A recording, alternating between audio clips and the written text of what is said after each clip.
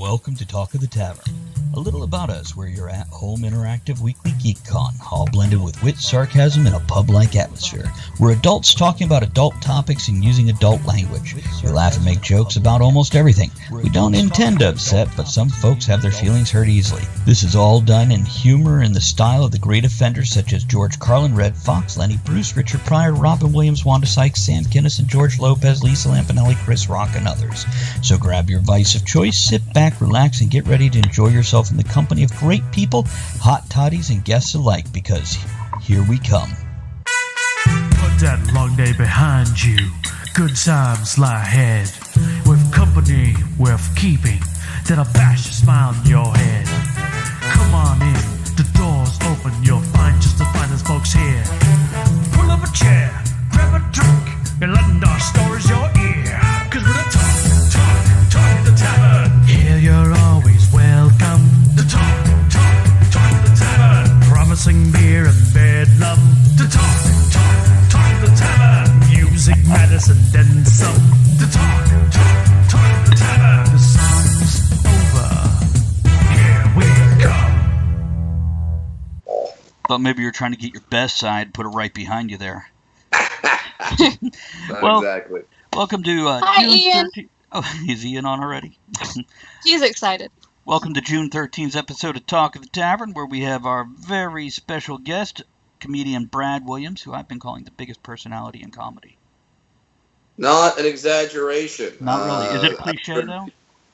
I've heard people say that. I've heard people say inch for inch, the funniest man in comedy. So I think that might be accurate. That's a dick joke, right? Absolutely. Nice. By the way, podcast since Rich Sigfrid is listening, and he's like, holy shit, the Brad Williams. Love About Last Night podcast. Sadly, I'll have to catch the archive.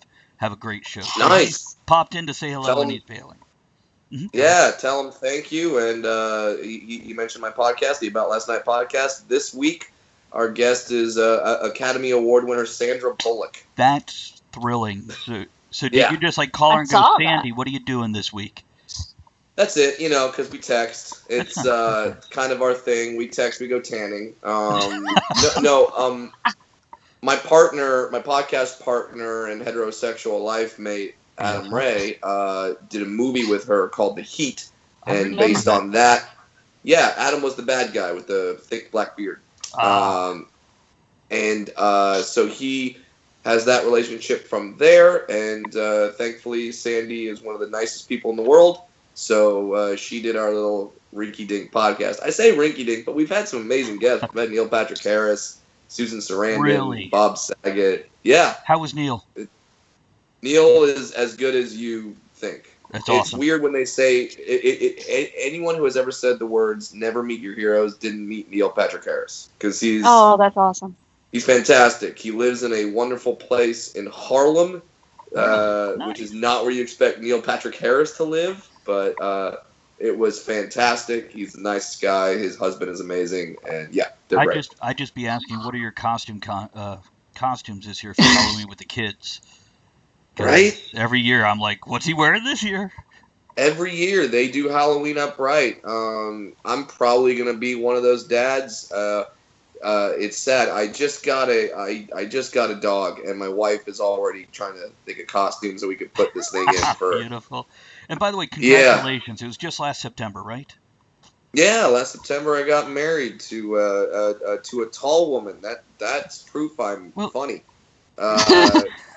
Because like that's what people like when people meet me. They go, "Oh, you're a comedian. Oh, are you any good?" I say, "Here's a picture of my wife. Obviously, I'm doing something right." There you go. So, story. Life is good. I got my wife is a wonderful, wonderful tall Chinese woman, and I am just thankful. So I mean, no disrespect, but how tall is a tall Chinese woman?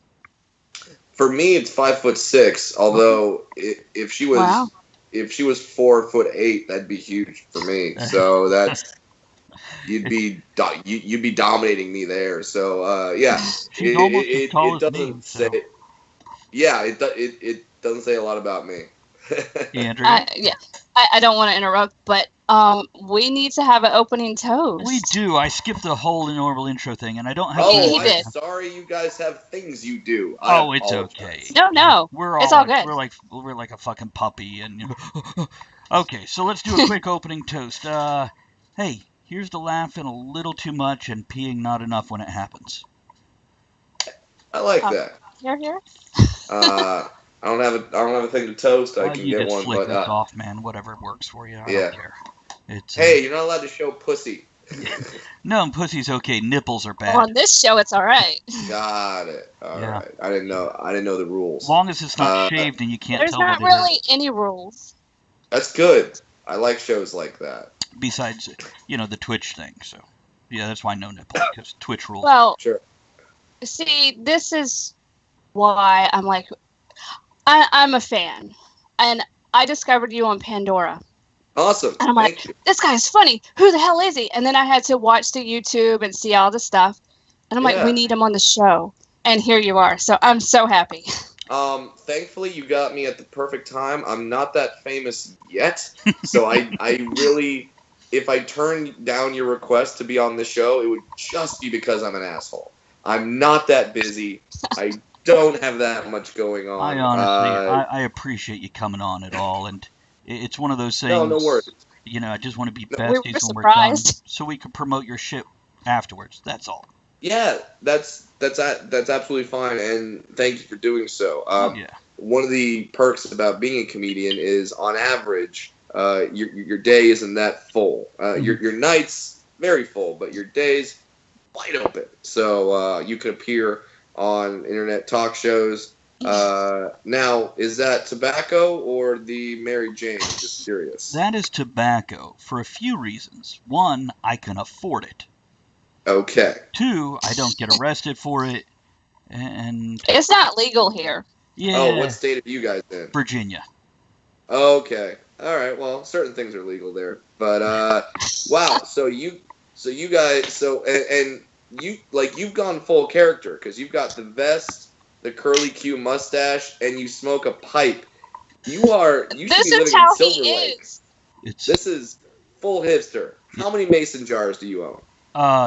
none, but I do keep. I don't know. Do these count as mason jars? What I keep my tobacco in? Yeah, that's pretty close. In that case, And you got I the mean- vest.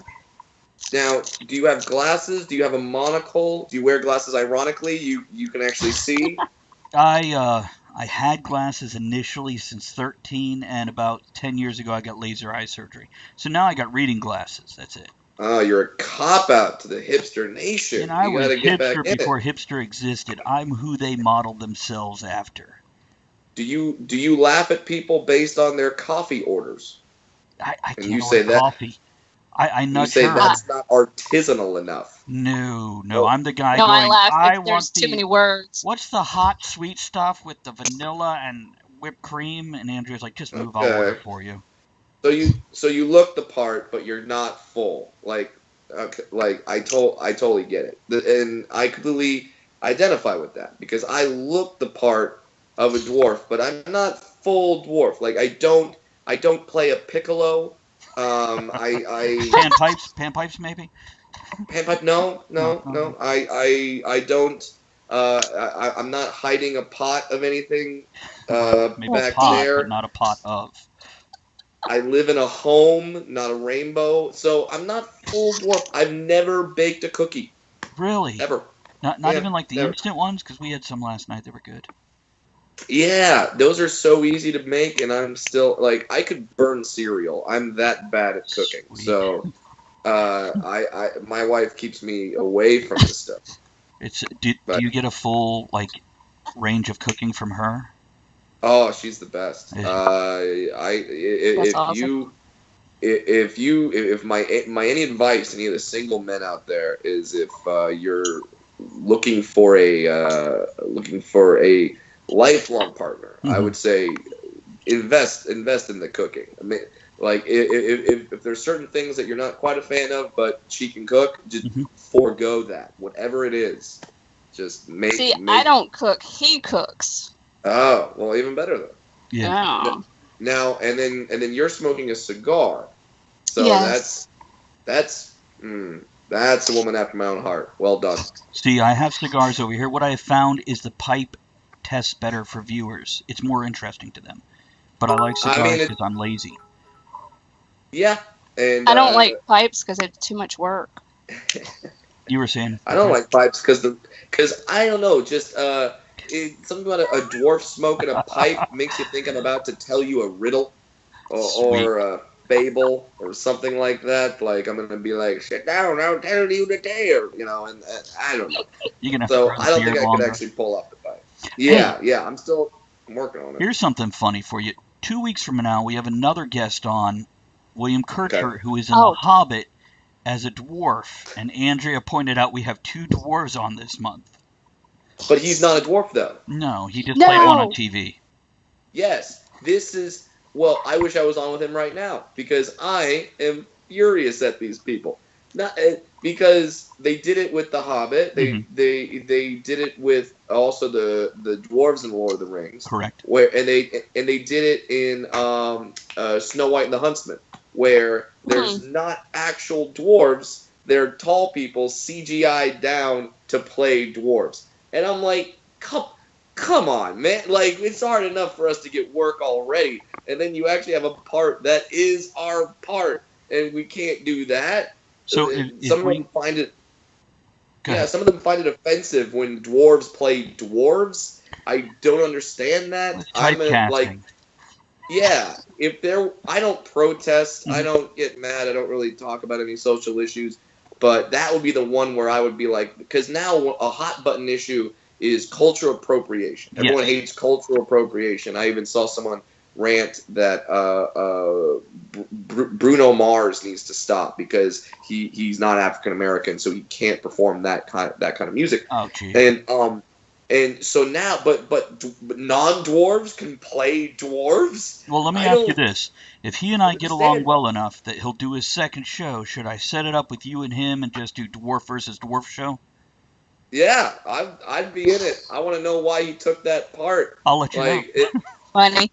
I would not take a job away if someone, like, we already got mad at like Andy Rooney back in the day for playing an Asian character. What was that, in 16 Candles? I think so, yeah. It was one of the John Hughes films. Yeah, it was one of the John Hughes films. And that's where we got, me so sorry and stuff like that. So that's horrible. And I was thinking Mickey Rooney instead of Andy Rooney. My bad. Mickey Rooney. That's who it was. Yeah. That's who it was. Okay. Not Andy Rooney. Andy Rooney's from 60 Minutes with the eyebrows. But he's probably done this at some point in time. He's probably said me so sorry. So yeah, that's horrible. But then a non-dwarf can play a dwarf. That's just we're CGIing disabilities onto people.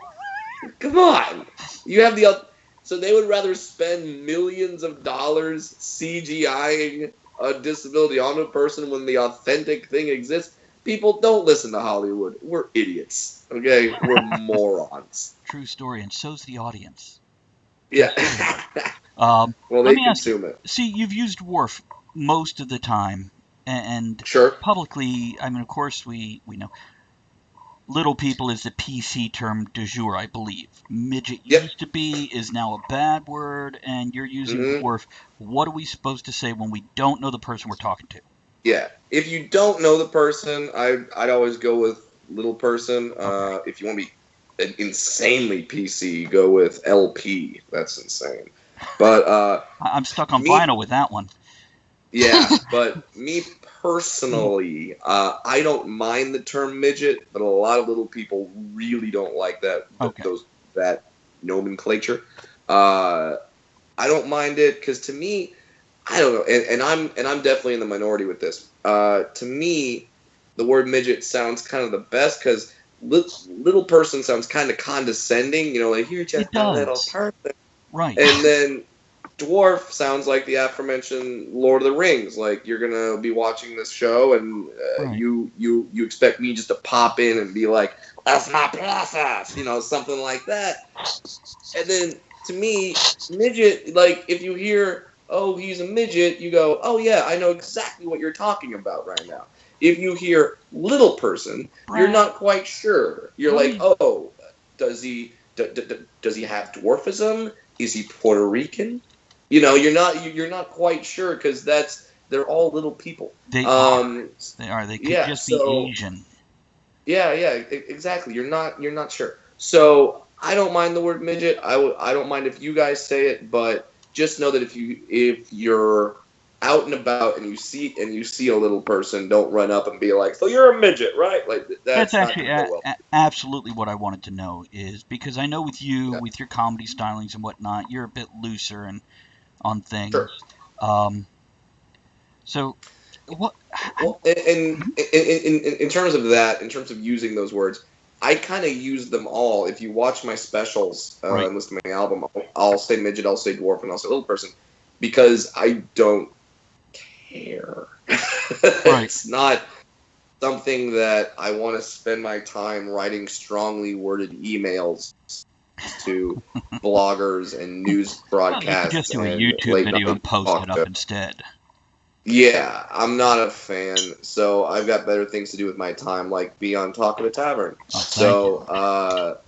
I'm just not gonna waste my time doing that kind of thing. Forgive the pun, but life's too short. Absolutely. You know what? Let's flip back real quick.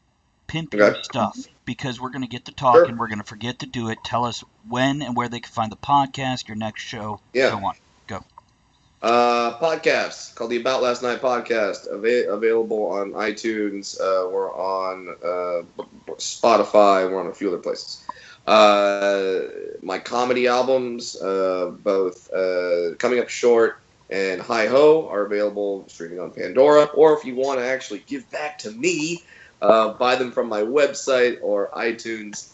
Then I have 2 1-hour comedy specials that are on Showtime, called Brad Williams Fun Size and Brad Williams Daddy Issues. So you can go on Showtime. You've got the Showtime app. Or, by the way, love the cover shot of Daddy Issues.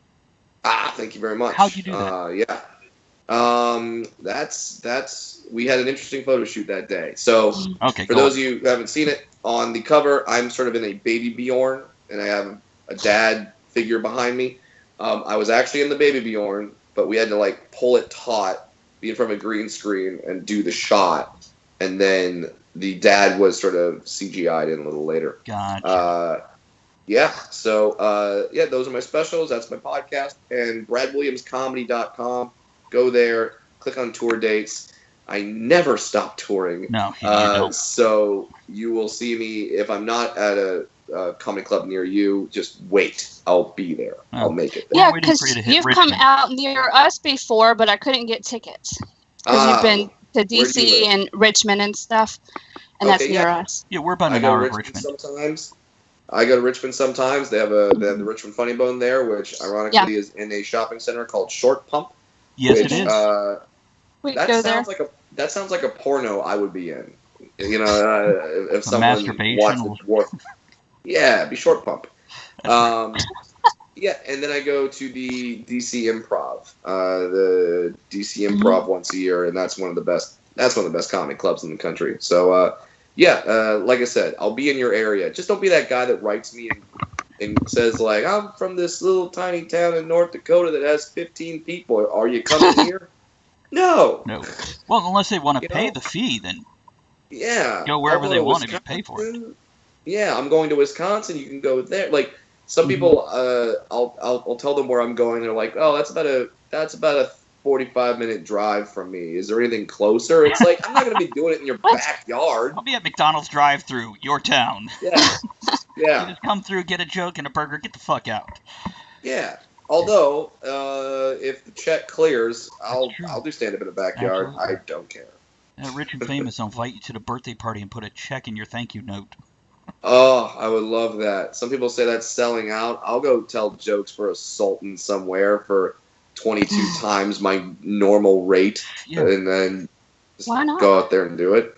I've done it, man. I've done stand up at a private party one time. They had to pay me a lot, but they hit the number, and then I did it. So I'm not against it. What's that? It's good enough. And by the way, if you ever make it to Richmond, I won't be the guy that harasses you before, but you'll see me waving as your set is ending, trying to say hello. Well, That'll be me. unless there's some giant hipster mustache cult in Richmond, I think I'll be able to spot you. Probably. And I do wear I actually wore the vest because of your photos in a vest. I'm like, well, shit, I gotta wear a vest for this guy. Vest is a hot ticket item, man. Vests are coming back in 2018. You should have worn your hat too, because I know y'all have matching hats. Yeah, I got a pork pie hat out there that I wear. Oh, I got the fedora. There you go. Oh, yeah, I got fedoras too. If it helps at all, I am wearing plaid shorts with this. Yeah. Is that hipster or is that not? I don't know. I haven't studied a guidebook. It's everything, my friend. That you are killing the game right now. That's why I get all the ladies. Sure. Yeah, let's go with that. Yeah.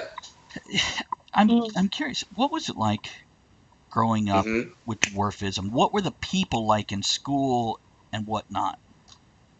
Well, here's the thing: is my dad not a dwarf? Okay. We don't all come from the same tribe. Right. My dad, when he raised me, he knew that I would be made fun of as a kid. So he raised me with an attitude of when somebody makes fun of you, you immediately make fun of them back.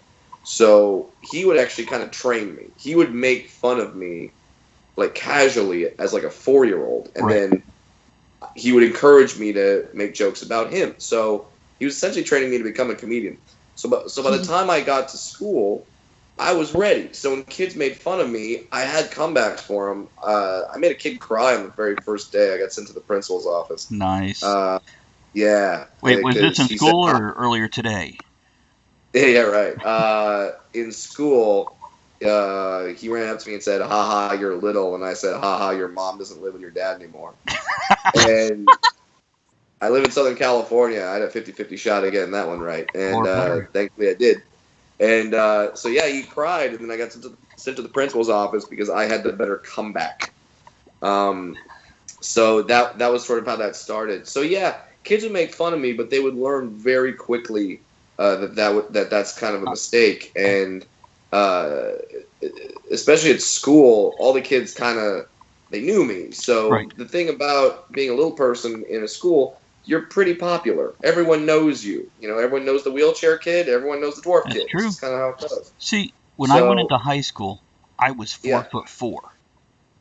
Now I'm only like 5'7" and a half now. Yeah, 4'4" going into 9th grade. Wow, that's my height now. Yeah. So, yeah. And I always had the quick wit and the sharp comeback, so they'd knock me down and say something, and I'd say something, and they'd be pissed because everybody is now laughing. And so, yeah, I got put in more than one locker and hung over more than one bathroom stall for this shit.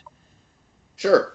But then that sort of attitude, I think, is something that's sort of fleeting nowadays. Now, kids are being taught less and less of when somebody insults you, hit them back, and they've been taught when somebody insults you, go on Twitter and start a movement, sign petitions, and then get that person banned from ever speaking again. There's sort of that atmosphere going on where people want everyone to fight their battles for them, or they only fight them online, where they don't have to actually be face to face with the person. And it's amazing what a simple phone call will do. And even if someone, I had an issue last week. I won't go into too much detail because the person is actually known, where we were having a disagreement, and I simply called them up and said, "Hey, let's hash this out." And it's amazing what happens when you're actually forced with the consequences of your words. Right. So when I say something, that person can hear it, they can respond to it, and even more so in person, where someone could flat out just reach across the table and punch you in the face. Right. You choose your words a little more carefully. Then. You do. So yeah, I was taught with that sort of old school attitude, and when I eventually have kids, I'll do that. Yeah. Because standing up for yourself or getting bullied, it's something that teaches you how to handle real life in the real world. Yeah, I think it was Chris Rock on his new special Tambourine. He said, bullies are good. Sort of like that greed is good speech from Michael Douglas on Wall Street. Bullies are good. And obviously, it comes with extremes being not good, where you don't want someone to be mocked every day by the entire school or ever physically assaulted. But a little ribbing every now and then is good. And if you hang out with a bunch of, if you put yourself in a bunch of like 4 best guy buddies, 4 best guy friends, all we do is rip on each other. True. That's the thing. All we do. And the second someone actually gets hurt by it or actually says something about it, that's when it's not fun anymore. Now you've kind of ruined it. That's how Monday nights are here. I have 5 of us on at a time, and we just, you know, we got a Brit, we got a filmmaker out of New York, we got a black guy, and we make the rounds and have the laughs. Absolutely.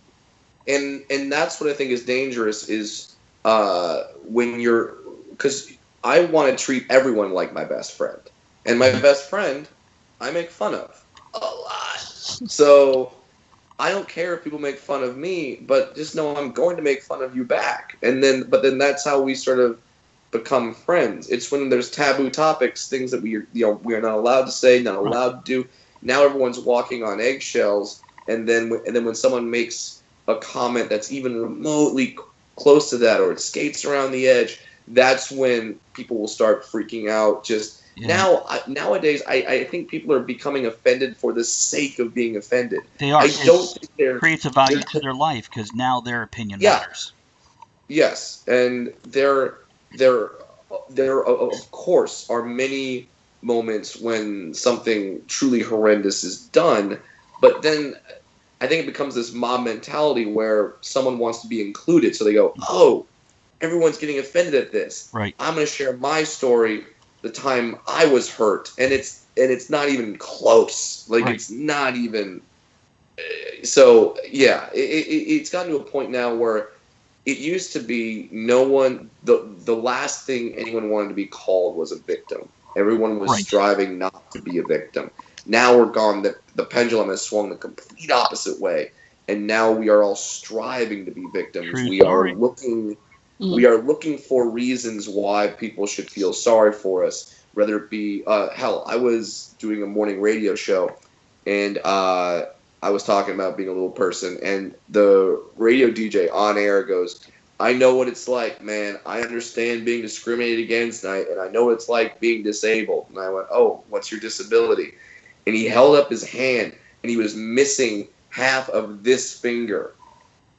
Ooh. If he said it ironically, it would have been okay. But he didn't.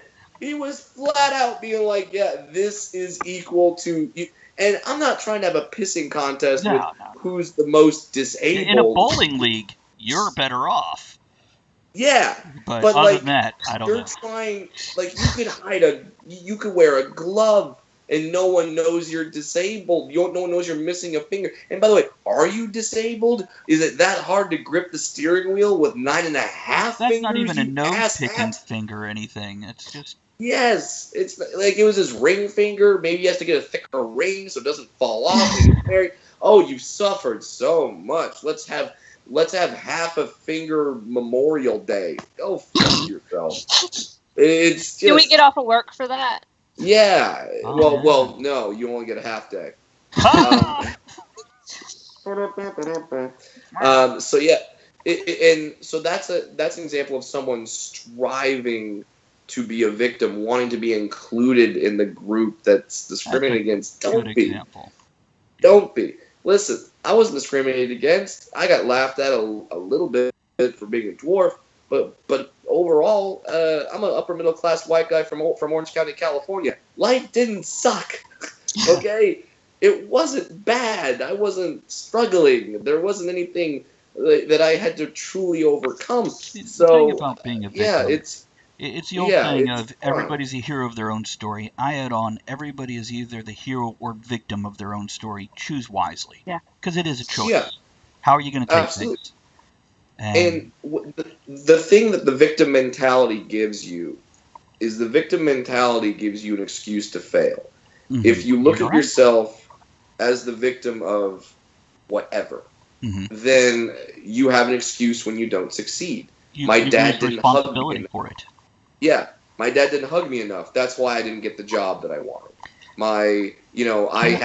I had half a finger growing up, so that's why I didn't graduate college. Can I shift You know, gears real quick? yeah, And I'm so sorry to cut this off, but that's fine. you brought up Andrea likes little people, and she says it makes her, like, when she goes sees midget wrestling, she wants to rush to the Hell yeah. thing and just scoop them all up. Sure. How rough is it when people want to hug you? Or how beautiful Hugging- is it? Hugging, I don't mind. Okay. Hugging is fine. It's when they pick me up that I'll punch them in the face. That's the only thing. That's how he met his wife. I do. Yeah, I do meet and greets after every show, Oh, really?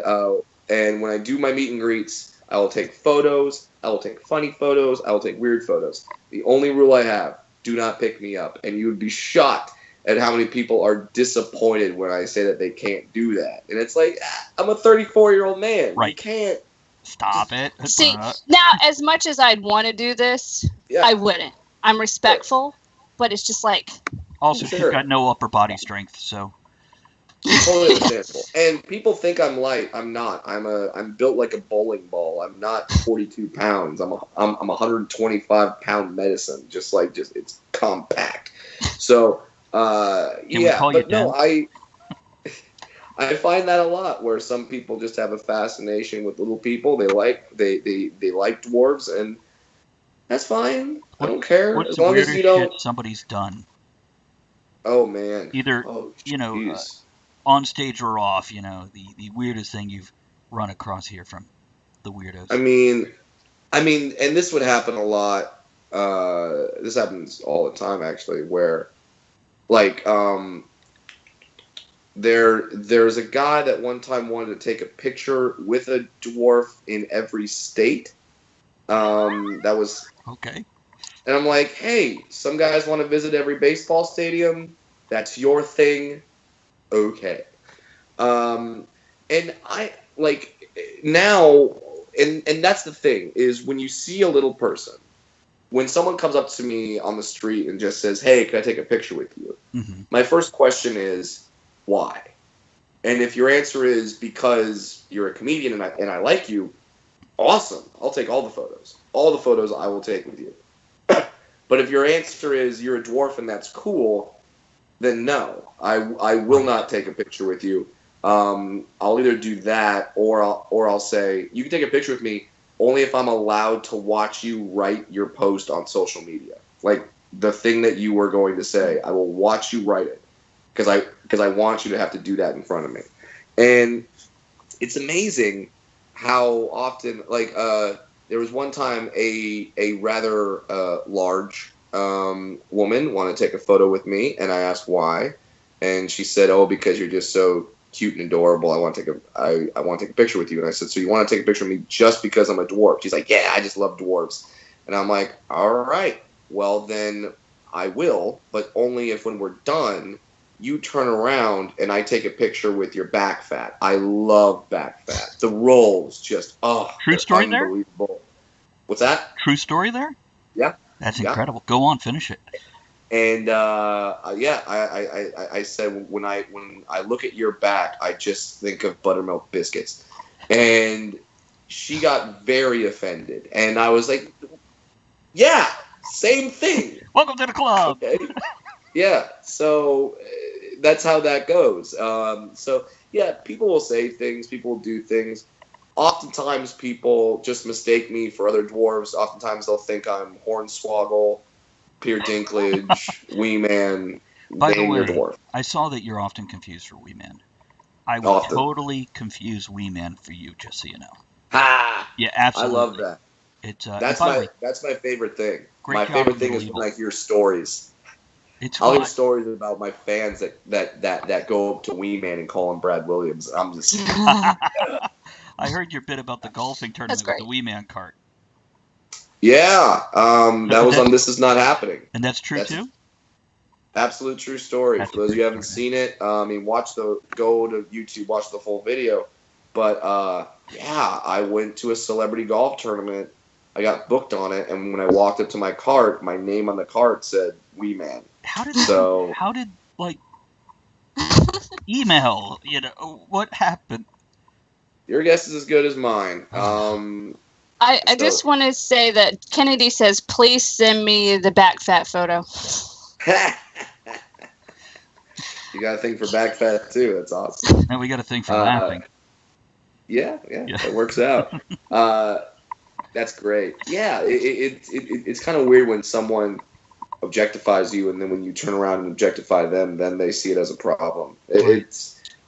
It's kind of interesting that way, but it's something we like. I'm all for equal rights for everybody, so that means equal rights doesn't mean you don't get to pick and choose which rights you have. Exactly. Equal rights means equal rights, equal treatment, and everybody gets them. Yeah. So if you make fun of me, that means I'm allowed to make fun of you. It's only fair. Yeah, because I don't think anyone's better than me or anyone's worse than me. So I can make fun of except that one guy. See, I know you do a lot of comedy shows and things, and you've been in. We saw Little Evil. Oh, Little Evil on Netflix. Yeah. Yeah, I saw that. Pretty decent movie. I actually enjoyed it. It's fun, isn't it? It is. It's a fun horror movie. If you're watching it hoping for Lawrence of Arabia, it's not that. No, but if you want just a fun, good time and funny and horror and campy, then it's awesome. But we also enjoy Zombievers and The Babysitter, which is also Netflix originals, and Zombievers. You're not in those, but go ahead. I'm not. They're good. They're so, good. Are you looking to do more acting? Yeah, absolutely, always. I mean, what kind of things are you wanting to do? I mean, if you're on Netflix, you should also check out another movie that I'm in called Mascots. It's I saw that. I haven't seen it yet, though.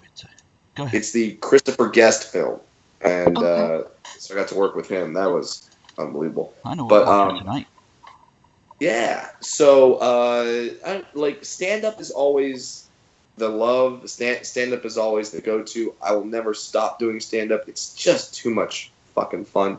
But if people book me to act in TV shows or movies or things like that, fantastic. I'll do it. I love doing it, but all it does, the only reason why I would do a TV show or a movie is just so I could sell more tickets and go on the road and do more stand-up, because that's the most fun. What was Hollywood Sex Wars about? Because I haven't seen that either. But it's on your IMDb. Hollywood Sex Wars. Yeah, Hollywood Sex Wars. That's one of those things where you do it very young in your career. And is it a naughty movie? That was my first. No. Oh, okay. Well, kind of. There's nudity in it. You'll see some boobs. But it's actually a real fun movie of men versus women, men trying to date women and trying to be the kind of trying to be the Hollywood hipster douche. Not you. You're a Virginia hipster. Way different. I feel like I should get down to my wife beater I'm wearing instead, because, Yeah, exactly. No, Hollywood Sex Wars is a film about a bunch of people trying to get noticed by the opposite sex, and at first they think that they have to become somebody they're not. Guys have to be this bass player with tattoos and whatever the hell, and women have to be this Barbie slut. And then in the end, they find out, no, just be who you are. Then you're going to find someone that is truly for you. So, yeah, and I appear in the film. Okay. Oh, yeah, quickly, for all our viewers, on the bottom of the screen underneath the video, there is a share button. Go ahead and share that we've got Brad Williams on and that you're hanging out with him, and let folks know, come join us for this. Sure. So you started out on Mind of Mencia. Yeah, back in the day. Yeah. Two questions. First, love to know how it is working with Carlos. Second, I'd love for you to tell the story of how you got on. Oh, yeah. The story on how I got started in this crazy thing we call show business is kind of nuts. I was 19 years old. I saw a car. I went to take my dad. You know what? We're actually coming up on the anniversary because I took him for Father's Day to the Brea Improv, and where I'm actually playing this weekend. That's weird. It's all kind of coming together. You guys to mention this, huh? Yeah. So, and Mencia was up on stage, and he started making midget jokes. Now, when he did, half the audience was laughing, and the audience that was sitting by me was just like, Do they do that when Charles makes black jokes, and half the audience is black? You know, that's just kind of in comedy. That kind of happens when someone makes a joke about someone. Everyone looks around the room to see if that person is there. And so the audience that wasn't laughing, Mencia noticed that, and he looked over, and he's like, "Why aren't you guys laughing?" He goes, "These are funny jokes." And he actually said the sentence, "What, is one of them here?" And I just raised my hand in the air. I was like, "Yep, right here." And he called me up on stage. He didn't hesitate. He called me up on stage. He asked me some questions, and my answers got laughs. And it was right then where I was like, wow. And I told him, I'm going to do this for a living. And I was 19 years old, and then I dropped out of my third year at USC. What were you going for? I was going for communication. I was trying to be a sports announcer because I thought it'd be funny if I interviewed Shaquille O'Neal and his balls were on my face. We have a buddy who is 6'7" in the UK, and he was going to come on today's show just to be on because Andrea heard something about you in British accents. Oh, I just love him. Yeah, I just love him. And I love British accents. I love different kinds of British accents. I love the fact that if you talk to a lot of Americans, they think that the British accent is just one thing, but it's not. And I mean, it's funny because people in America think the British accents that I can do are good, and then I do them for a British person, and they're shit. And it's extra funny for them. Yes, because they're like, wow, you think that's what people from Liverpool sound like. So you should hear what he thinks we sound like. Oh, hilarious. Sure. He sounded like a British foghorn leghorn when he did a U.S. accent. It was great. Well, I say I'm from Virginia, boy. Yeah, exactly.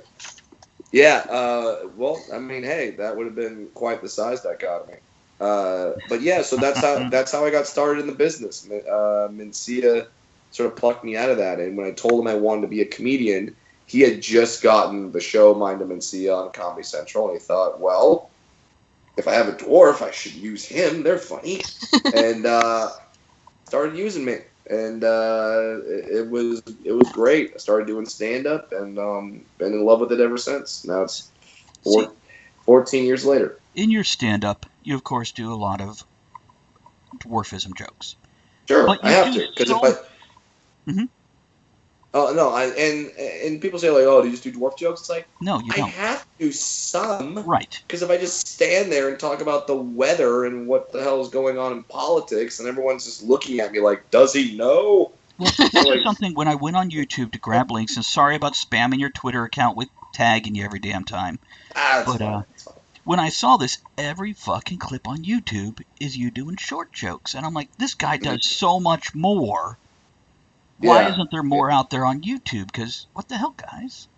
Well, and that's why I like and now if you look at my act, yes, I will tell jokes about being a dwarf, right? Because that's what I am. I don't know how to write jokes from the perspective of a 6'5" male, so that's my perspective. So it'll always have that screen on it. But now I'm telling jokes about how I hate fake emotional support dogs. I'm telling jokes about politics. I'm telling jokes about relationships. You got one about the emotional support peacock that was kicked off the plane?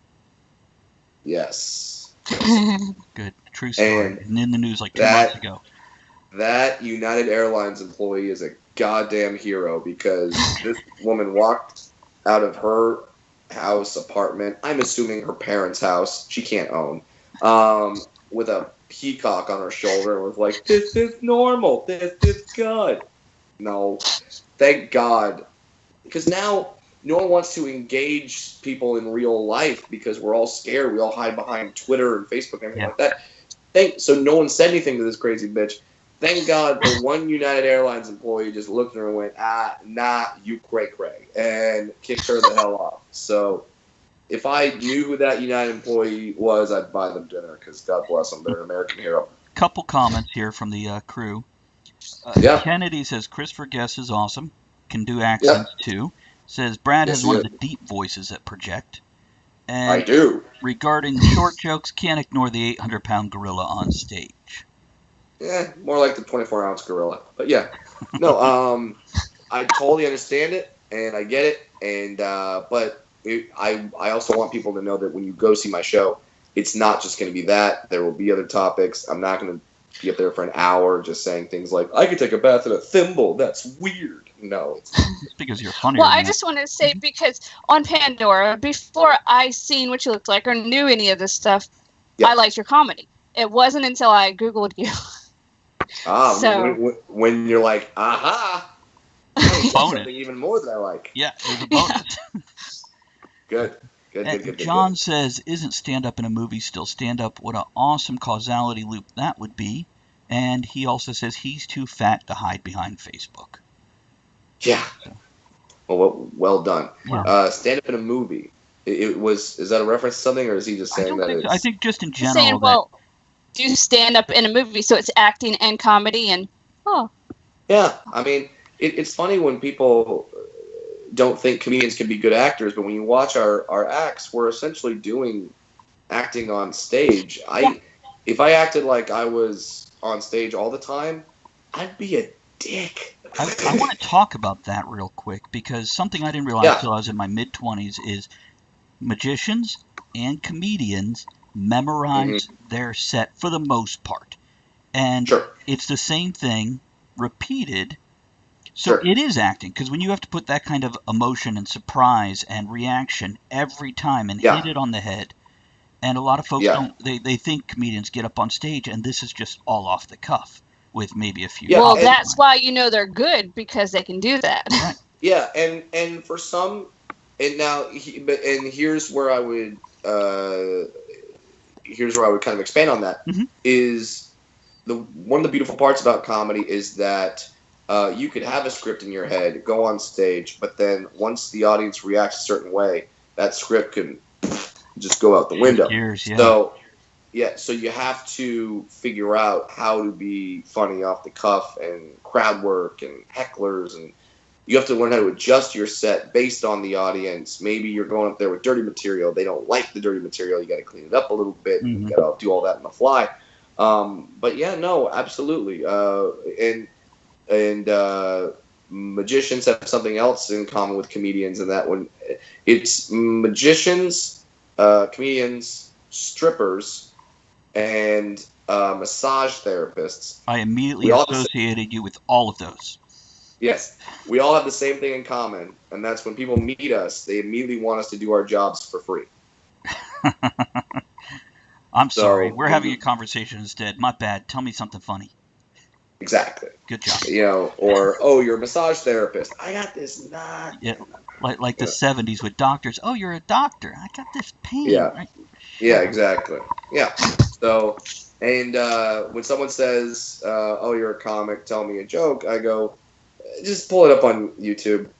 That's all the jokes. Or pay me, and then I'll do it. I'll be happy to tell jokes to people who pay me."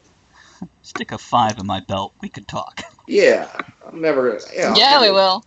Or I just tell them the most offensive joke that I can, and that usually turns them off, and they don't want any more. Should we ask for that joke now? Sure. Okay, go ahead. What? I'm just curious. This is the most offensive joke that I know. So don't isolate this audio and be like, "This is Brad's joke." Like this is an offensive joke. What do you do after you rape a deaf, dumb, and blind woman? Break her fingers so she can't tell the cops.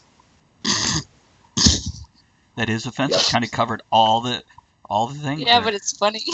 Yeah. Is it wrong that I laughed? No, not at all. We've had other guests on that mention horribly offensive things, meaning to, incite the indignity. And I laughed. Andrea's back there like... You know what? Like, why is she laughing? Because it's fucking funny. Yeah, but you know what? I think it's good when you laugh at super offensive things because that means you're not numb to it. It means you're not used to it. It's an emotional It means reaction. you're not thinking about it all the time. If I had said that joke and someone just goes, "Yeah, that's what you do. It's only logical." Holy shit! That person's done that. Man. Wrong crowd. Change the routine. Kennedy says that's offensive. Achievement unlocked. Good job. Are you a nerd? Well Are you a gamer or anything like that? Yeah, I like. What's your like games. I'm not on the Fortnite yet, but I'm a Star Wars Battlefront guy or a Call of Duty guy. Nice. Okay, you like the first-person shooter type things. Yeah, I always end up pointed at the ceiling, well, having no idea where I am. Just so you know, yeah. Today is middle-aged geekery because we're middle-aged, and this is our geekery. You're not. So, welcome. Well, the show. Yeah, and we all need it. We all need something to geek out about, whether it's video games, whether it be movies, whether it be hobbies, whatever they are. You know, I mean, how's this for geekery? My wife and I together recently restored a bunch of old G.I. Joe action figures. Nice. So much geekery. You'd like Ed, he has the G.I. Joe, the original ones from the 60s and 70s. And then he also has the Star Wars figures from Sideshow Collectibles. Yeah. So, no, I watched that documentary on Netflix, The Toys That Made Us. It's awesome. I've got it marked. I haven't watched it yet, but I've got it in the list. It's fantastic. We have like a bi-monthly game of D&D, so we still do that. Online, wow. via Skype. And Thunderheart, thanks for the follow. Appreciate that. No wonder you like dwarves so much. You just want to throw a battle axe on me and then just have your fantasies come true. Can I tell you a little something? Andrea always plays a dwarf, a female dwarf with a beard. She always. So I have a great rack and a great beard. That's my characters. Wow. What's with the beard? Why do you like the beard? I don't know. Fantasy female dwarves have beard. Okay. And Italian real life female dwarves have beards. Not a false statement. No, not really. Guys, I hate to do this to you, but I do have to go. Okay. But perfect time. I want to tell you that I had a great time. Awesome. I'm glad that I was able to come on. I'm glad you guys have this show that's running, and I'm glad you have fans that support it, because if fans like the show, the only way to keep it going is for them to support it, to spread the word, to tell their friends. Because it's weird. Sometimes people go like, man, I love this radio show, but then it just went off the air. It's like, oh, did you tell people about it? Well, no. Nobody listened. So people need to know about things you like. So if you watch Talk of the Tavern, if you listen to Talk of the Tavern, and you go, this is a fun, great show, tell friends about it. That's how these guys are going to get better guests. That's how better guests than me, because this is not good. But that's how they're going to get great guests. That's how they're going to that's something we'll flip. Yeah. Right. So spread it out. Spread the love. And guys, thank you so much for having me on the show. Really do appreciate it. Have a great Here's one, Brad. to you. Have a good set tonight. Thank you. Right. Okay. Let's go ahead. Well, I was going to. It's break time anyway. It is. I'll readjust the camera then. We're going to go into a break, and we'll be right back, guys. With two Stick more around, hours guys, and we'll answer stuff. There we go. Let's see. Let me find a right break. There we go. Let's go with that one. Hi, I'm Elizabeth.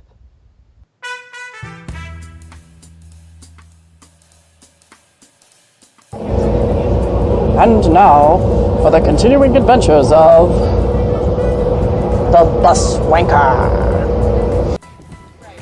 What are we doing? Okay, so who's doing the opening line and the rest join in? We're getting toasted at Talk of the Tavern. Woo!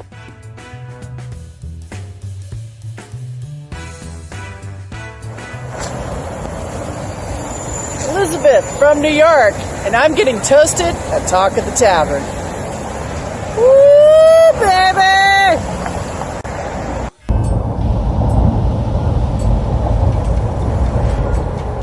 Forget the train. I gotta get home so I can get toasted. On Talk at the Tavern.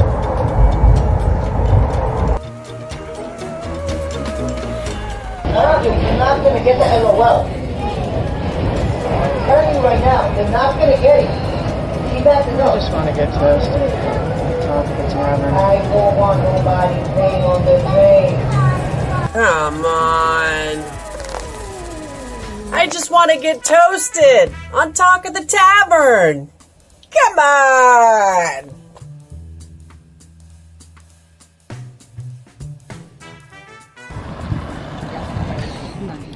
I'm pinching his butt. You got toasted at Talk of the Tavern. I'm smacking the ass. Smack the ass. Smack the ass. Oh, smack it.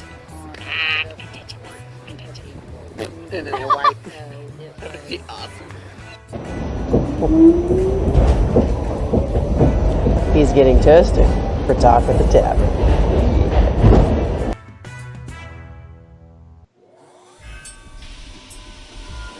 Oh my. We're all together. And guess what we're going to do? We're going to get toasted at Talk of the Tavern. Yeah, baby. I was hoping we'd do that in unison.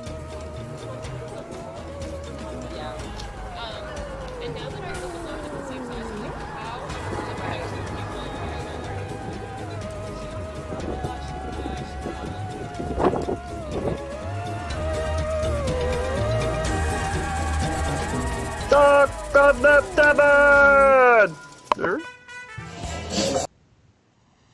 And we're going to bring it back early here because we're done doing what we have to do for a break. Let me adjust the screen a bit so Andrea's not just eyeballs on it. Thunderheart, we're glad to see you. Sorry that you didn't get a chance to chit-chat with Brad. He was only able to stay an hour. But He's very busy. He is. But I did see about having him on again, and there we go. We'll see. And I actually sent him an email while we were in the break asking if he'd really want to come back on with William Kircher, who is on in 2 weeks and played a dwarf in The Hobbit, and Brad said that yes, he'd pop in at least for a few minutes to say hello and to get a good laugh. That's cool. So there we go. It's hold on, I'm trimming up the picture and readjusting things for everybody here. We get everything going. Okay. Kennedy and John. Wow, my picture's huge. It is huge right now. It's I'm adjusting accordingly. So. Sorry you're having technical difficulties there, Kennedy. It's so everybody knows I will have this up on YouTube by 4 p.m. tomorrow. So make sure you check that out and all that good stuff. And, you know, I because he was on limited time, but the About Last Night podcast, I listened to it. It's fun. It's interesting. And I need to catch up on it because one of their last guests was Joey McIntyre from New Kids on the Block. No. And I'm curious to hear that. And, yeah. And he's also had Dana Carvey, Melissa McCarthy. Oh, Dana Carvey was nice on there. Yeah. Definitely, yeah. I've listened to quite a few of them. Kennedy's in the car, so that's a count. Gotcha. And is your heater okay, Ian? Hopefully it is okay. And if anybody else knows folks like that who would be interested in being on the show, let us know. We'll be glad to reach out to them and see if we can make that happen for everyone. Since we kind of rushed earlier, I want to say the cigar today is Tatiana Groovy Blue. They're awesome. Nice, nice. And I am smoking Cross-Eyed Cricket today, which is a aromatic with a lot of Kia in it. It's a good English blend. Oh, I'm glad you're not the driver, Kennedy. I didn't think you would be while you're messing with stuff, so. That's true. I didn't even consider that. Well, I didn't know if maybe you were just sitting in your car on a break or whatever, but I didn't think you were driving either way. So, good job. Good. Now I look like the dwarf. Indeed I do. Mustaches laying down. I often look like the dwarf, though. And just a reminder, Unless we're playing D&D. The ad that's up right now, the audio drama submissions. If you guys have a short 20-minute audio drama you want us to act out on air, we are taking submissions in a doc format. One scene in a pub, bar, or at least an atmosphere similar to one. 4 characters, plus a narrator if you must.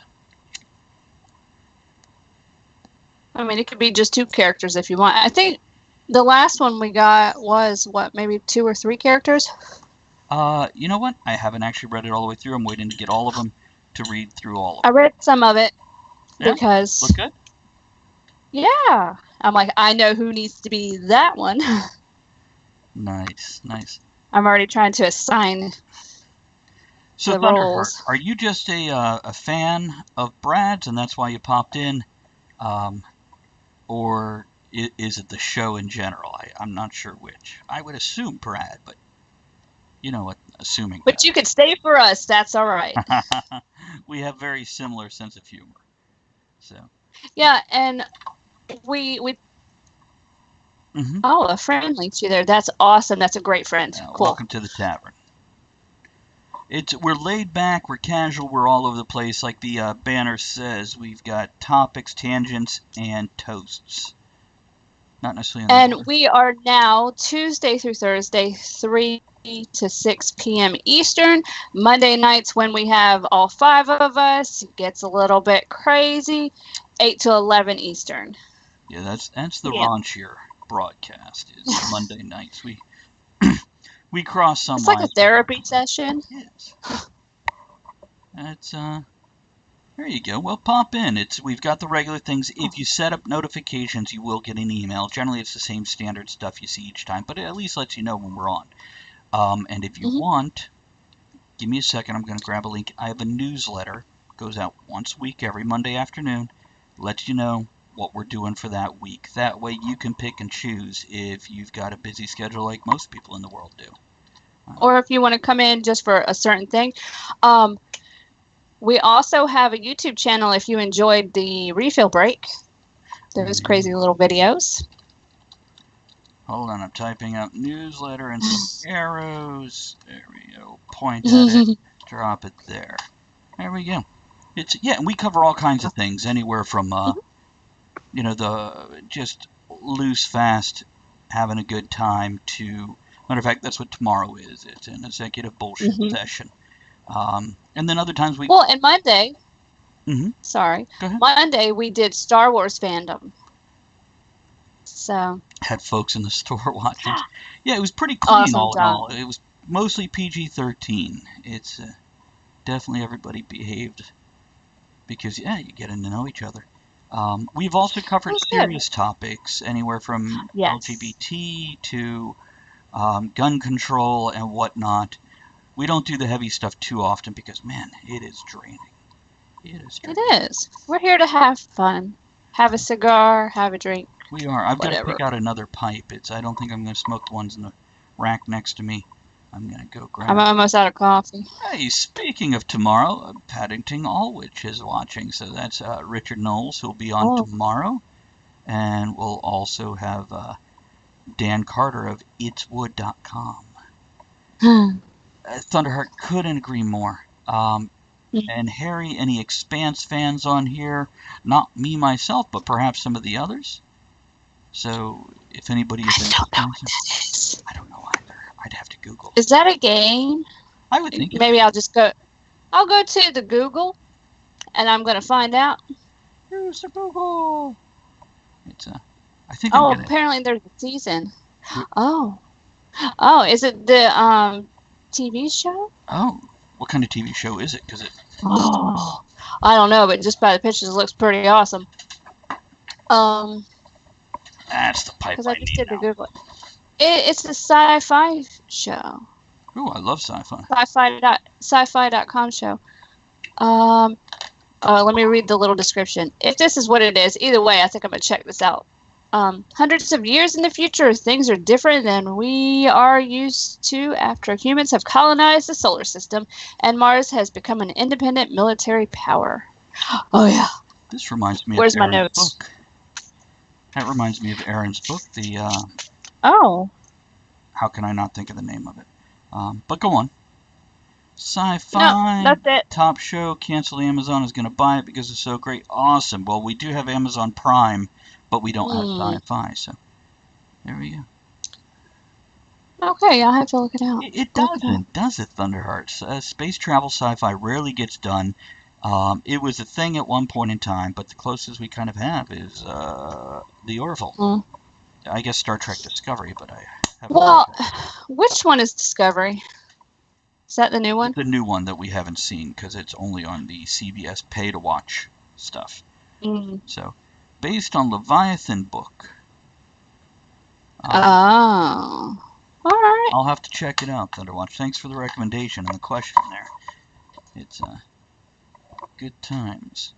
Oh, you know what? I think I'm going to go for the straight-up English blend now. A little Dunhill 965.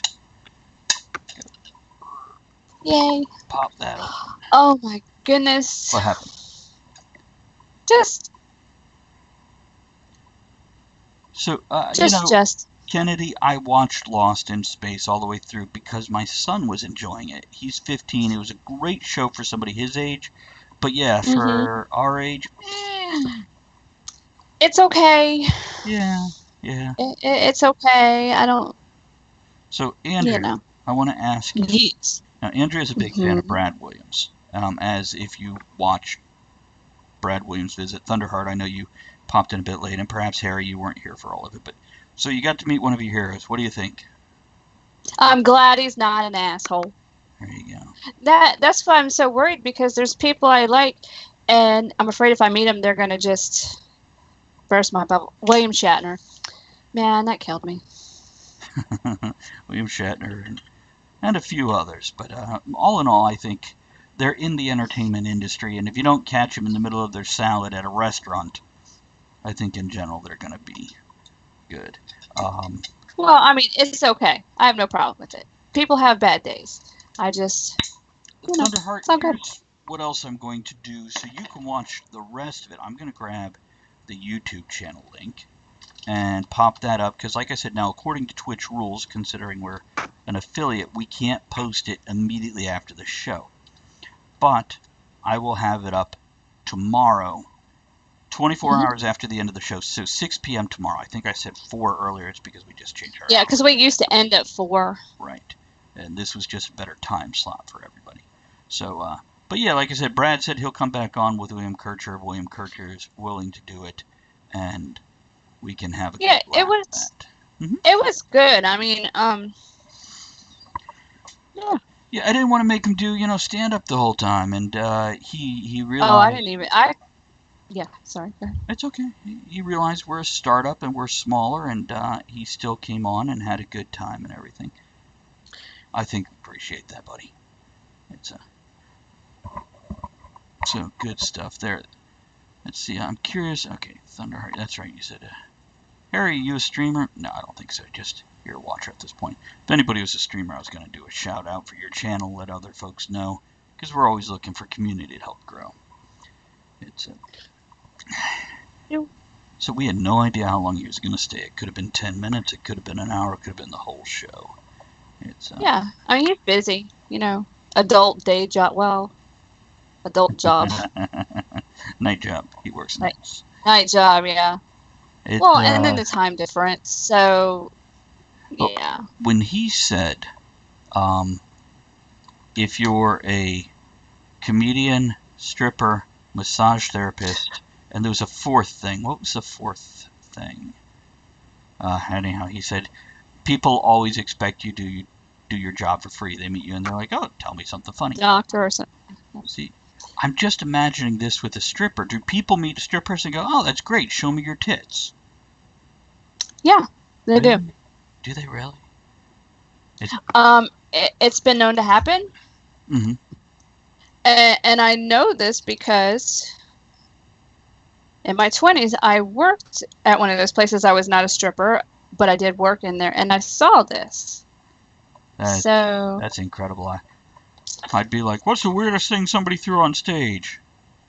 I would. You don't want to know? Yeah, I would have never thought to immediately go, hey, can I see some? You do a little dance? No, there's crazy stuff that happens at those places. I'm just saying. Hey, welcome back, Kennedy. Hey, Kennedy. I've never found strip clubs something that I'm passionate about going to because I like to interact verbally with people and learn a little bit about them. If I want to see naked bodies. It's a good thing you're not their target audience because they would go out of business. Pretty much.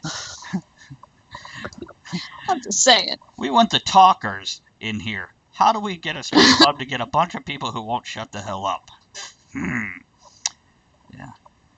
I wonder if that would never work as a strip club where a woman shows up and carries on an intelligent conversation at your table and shows you her boobs.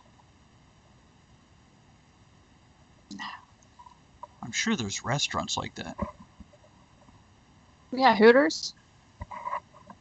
It's one of those things that only makes sense when they don't think about it. Yeah, I'd have to agree with you. It's Hooters. Looks like you guys are on the same wavelength there. It's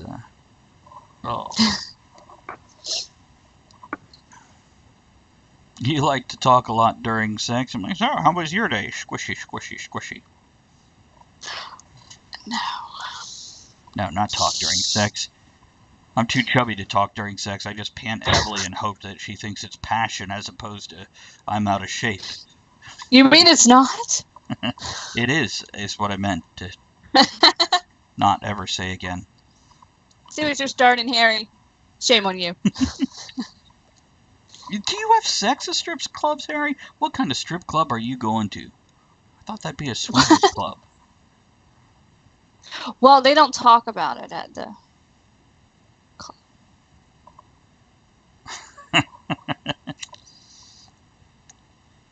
You go to the private room for a private dance. Wink, wink, nudge, nudge. Anyway. Hey, Kennedy, congratulations, man. Awesome. Have a good one. Des, how are you? You showed up hey, Des. 15 minutes after Brad left. But we're still glad to see you. That's right. They don't talk about strip club either. Rule number 1 of strip club. You think word of mouth. I'm not going to talk about it. Okay. Imagine doing that. So you're a porn star. Hold on while I take off my pants. We're going to try something here. Well, I don't like to talk to the ladies. That's why I don't go there, because they're not there to talk. That's not their purpose. So I guess if I went, I've got as much money as that guy, and all you got to do is hang out. But, Des, I am going to put it up on YouTube by 6 o'clock tomorrow, and I am going to do 2 things. One thing is going to be just the portion with him, then the other one will be the full show. So, yeah. Hi, Tracy. Tracy. Good to see Tracy. It's we had her son, Michael Thompson, on here yesterday and discussed writing and the creative process of that, as well as the technical process when it comes to promotion and whatnot. And I got a few more chapters in his book last night. So. I was going to say, as soon as he got off of here, next thing I know, face in the book. So. That's a true story. True story. There you go. It's No, we got no material for the rest of the show. We just had no idea how long Brad was going to be here. I'm hungry, though. So you want to watch Mascots tonight? Yeah. Why not? If it's a comedy. I have a list, because whenever people talk about movies, I write it down, and then I go to check them out. Yeah, she does. Well, on my list today, from today's episode, Mascots, Sex Wars, because what the hell is that? Hollywood Sex Wars. I'm curious. Oh, Hollywood Sex Wars. And, The Expanse, because that freaking looks pretty good. So is that up on Amazon Prime yet, or are they just looking at buying it? So we'll have to find out. We'll have to check it out. Nothing will ever be Zombievers. No, it won't. Saying. It's Well, I was talking to Elizabeth the other day, and she's watching zombie movies because that's her thing. I'm like, have you seen Zombie Strippers? I have not seen. Have you? Okay, it's exactly what you think it is. Or the horror movie with the attack tire. I watched that. Yes, you did. That was. Season 1's on Netflix. Excellent. Then we'll add it to the list tonight. Thank you, Harry. Appreciate that. Oh, awesome. I love the name. We have a cat named Harry, but it's with an I. Harry Housing. It's Harry Housing Cat. Yes, we said zombievers as in zombie beavers. Not zombiverse, but that... It's actually, for a low budget, I'm assuming it's low budget, for that, it's actually really good. I like it, and I like the cheesy type horror movies too, so... It does, zombiverse. It'll be like Fortnite when the PvE comes out. I'm excited for that. Because I try to play Fortnite. And I can't figure out the controls. So, you jump out of the ship, you land there, and I'm trying to figure out controls, and someone comes up, shoots me. Game over. I'm like, well, hell. You know what else was a great zombie series? Santa Clarita Diet with Drew Barrymore and Timothy Olyphant. If you guys haven't seen that, it's on Hulu and Netflix. Is it on both? I think it's on Hulu. I know it's on Netflix, but if you want something that's not, well, I can't say it's not bloody, gory, but it's fun. Zombieland. It's fun. It's fun gore. It's Zombieland is. I have a 15-year-old son, and I just started showing him horror movies last week. So I showed him like Sixth Sense, and what else did I show him? We saw Silent Hill. And Shaun of the Dead. Shaun of the Dead, yeah. Felt like those were good starter horror movies. Oh, and Cabin in the Woods, of course. So that was great. Yeah, and I've seen it a couple times, and until you pointed out, hey, Thor's in it. What's his name? Chris Hemsworth. Yeah, Chris Hemsworth. Yeah, I can never remember that. So Z Nation is good, Tracy? I might have to check that out. It's I watched all of... Oh, nice. I like it, Harry. Harry says, warning. Oh. Watch one episode of The Expanse. You'll be hooked. Kiss the day, night, goodbye when you binge it. Look forward. You know what else is like that? Preacher. If you haven't seen Preacher, because it's like, oh my God, I must watch it, Love it. It sucks you in the first episode. If you're one of those common folks out there that only like the mainstream, lowest common denominator shows, Preacher's probably not for you. If you like something a little different, creative, and original, and makes you think a little bit, or makes you go, wow, at least, yeah, Preacher might be for you. It's got a vampire, an Irish vampire. The characters. I like the characters. I like the story. I like the plot development. It's you don't see that. Mm-hmm. It's something different, and I really enjoyed it. See, with Z Nation, I watched Walking Dead and enjoyed it because character development, it got a bit tedious in the later seasons as zombies almost weren't an issue at all anymore. But I still enjoyed it. So, yeah, maybe I'll check out Z Nation and see how that is. Come on, Sharknado. I haven't seen those yet. Oh, wait. What? I like corny. You haven't seen Sharknado? No, never. And they're up to part 4. Yes. Zombie strippers, stripper zombies. Yeah. Yes. Yes. No. There are zombie strippers. Wait. What? I don't know what you're talking about. Does it have zombie strippers? There is a movie out there called Zombie Strippers, is what Andrew is saying. None of the others have zombie strippers in it, but they don't have naked zombies because, clothes rot. It's Sharktopus. Yes, I've heard of Sharktopus. I wanted to see that one too because it seems so ridiculous. It's a good, fun, cheesy-esque, whatever. It's great. Sharktopus, I imagine, because it's got the head of a shark and then the body of an octopus. See, now I haven't seen that one. Well, octopus's mouth is in between the legs, so I'm just wondering where exactly in the shark anatomy is it shoving the food? You don't want to know. Lost Skeleton of Cadaver is a great B movie. Oh my God, that's so fun. What the... Okay, I haven't seen Sharktopus, so I went on the Google. Mm-hmm. Yeah, you're welcome. And I hit images. Oh my god, that's so funny. An episode of Z Nation did have zombie strippers. Oh, that's fabulous. Sweet. It's like you should, because they're everywhere. What have we got there? A wiki, no cookie. It's an image. Okay, let's go see what this image is. Yeah, that's what I saw on the Google. That is crazy. There we go. It's what's with the spikes? And Why not? fins are like little hands. That's kind of interesting. To grab you. And they're spiky. That is like one step away from hentai.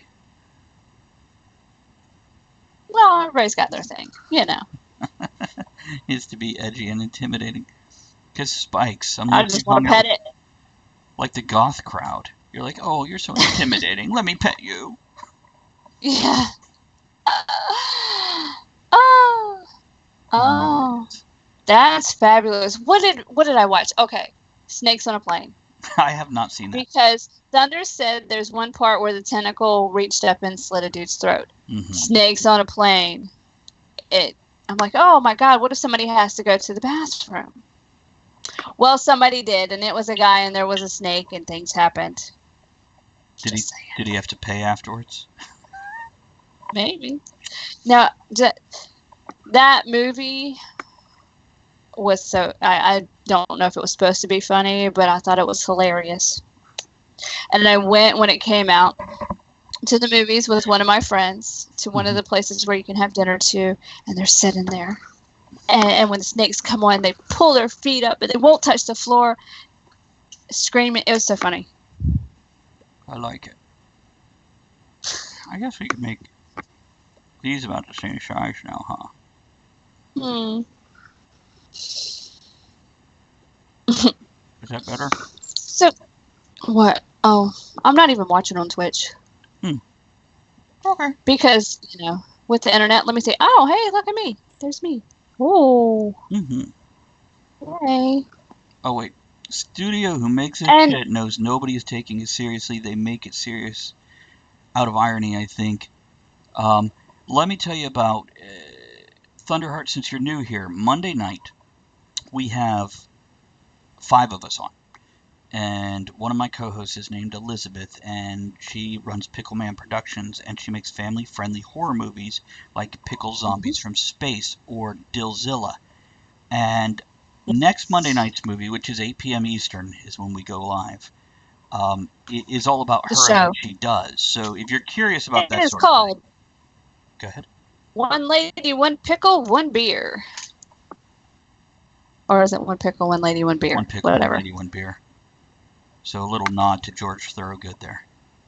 So, yeah, I feel like I should have a beer that night. I might. I don't drink beer, but I might have one. Thunderheart, that will be 8 p.m. Eastern. And like I said, if you subscribed and made sure you left the notifications on, you'll get a notification. Or if you signed up for the newsletter. Newsletter should arrive in your email box at noon, so it'll remind you 8 o'clock. So there you go. Yeah, the newsletter, just so you know, it's sent out once a week. It tells the schedule of the shows. And because there's crazy videos, he'll sometimes put the newest videos up there. Yeah, sometimes I'll put 3 videos per newsletter so you can see what we found at Walmart or what we found at... And I forget, Thunderheart, I think it was you that subscribed to the YouTube channel. Go check out the silly store videos with the shit we find in stores. And if you're a cat person, we got cat videos too. Of our cats, though. So they're... Yeah, we have a few of them. The longer you watch a show, I actually use those for our refill break, so you guys have something to watch in between. So eventually you'd see them all. Andrew? Well, and we have some of our regular viewers send videos, and we put them in theirs. Yeah. Matter of fact, we had Brad Williams do a video, and where he's just saying, this is Brad Williams, and you're getting toasted at Talk of the Tavern. So... and I'll put together a 5-minute clip. Kennedy, who is listening right now as Roughhead, is in one of them. Michael Thompson will be in an upcoming one. He was our guest yesterday. And so you just get this huge clip of people doing silly things and mentioning Talk of the Tavern. And They're fun. You know what's funny? What's that? I ran into the other Mike Thompson today Did you? How's he doing? at work. Andrea works with an ex-NBA player named Michael Thompson also, who's, a 6'7" black dude. And, of course, the one we had yesterday is He's like really 6'1", nice. so. But it was funny because, their names are spelled the same. They're both Michael Thompson, but so different. Mm-hmm. At one point in time, we did plan a show with both of them together and called it Michael Thompson versus Michael Thompson, but it didn't happen yet. So maybe one day we'll be. Yeah, equipment issues, but it's all good. Thank you, Tracy. It's Mhm. appreciate those bits. Oh, let's see here. What other comedians would be? You want what? I want a margarita. Tonight? Just random. We got tequila and we got the lime bars. Well, we were talking about margaritas at the meeting at work today. Because that's a business thing. It is. It is. It's like, oh, well, we're going to do all this for the employees. Let's have a margarita bar. Here. Not going to happen. But it sounded good. On the rocks, asked Harry. Harry, I tell you what, there is a place not far from us, a Mexican restaurant, which I actually worked at for a year and a half. And they make what they call their Presidente margarita, and it's fresh squeezed lemons and limes and all that instead of the pre-made mix. What a difference. Incredible. And you only It costs a bit more, but yeah, it is so worth it. It is so worth it. John, are you out of here, man? Bye, John. We'll see you next time. Tracy, we are planning a get-together in August. We'll invite you to it. We're going to do a blender party, so we'll have pina coladas, margaritas, and daiquiris. And we're going to open up the house, open all the windows, let the hot air in. Everybody shows up in shorts and tank tops. And we'll do a cookout and sit out back on the deck and have margaritas. And if you don't want alcohol in it, that's okay, too. We'll set up one non-alcoholic blender. It's Have a great day, John. Thanks for dropping in, bud. Appreciate it. If you are so inclined to stay logged on and check back with us in a bit, that'd be cool too. However you like. So we'll invite John to that too. Oh yeah. It does make a difference. Okay, you're up in Maryland then. Yeah, we're down here in Virginia if you didn't hear, and yeah, huge difference. Think of a margarita. Oh. Jimmy Buffett reference. Can't think of one. Well, that's close to one. That's a good one. Yeah, it's Oh, speaking of Michael Thompson, because I ran into him before I left work today, and he's like, "Oh, one of my buddies watches the show, and he was talking about it." I'm like, "So we have a viewer from, yeah." Our local following is one person. So, but he's not from here. Oh, where's he from? I want to say. I think he said Boston. I'm not sure. Could be our Greenland audience. You'd never know. It is warm in here. I crack my window and put a fan in the window right next to me here so the smoke doesn't cloud up the house, and it sometimes makes it toasty in here. I talk. Yeah, the only reason why I'm actually having a cigar today is because there's no cats in here in my office, and I open the window. And then, of course, we have all the lumber trucks going by, so that's what you hear. Go figure. And hummingbirds. There's so many hummingbirds outside the window right now. Yeah, I think I'm going to take the 2 off the back porch and hang them from those center parts. And have 6 up there instead of 4. 4 hummingbird feeders. Yeah. There's times we're out there, guys, and there is like 15 hummingbirds whizzing around our head like little X-wings for the Star Wars geeks out there. Oh, yeah. Night Owl Creations VA, I believe, is my Instagram, and I have a video of the hummingbirds on there. There's some of them in one of our refill breaks. Oh, yeah, it's a refill break, too. They're so pretty. They're so tiny. But they leave tiny poop everywhere. They also get aggressive. Yeah, they're the original drones, aren't they, Harry? I'd love to get Jim Gaffigan on the show. Oh, yeah.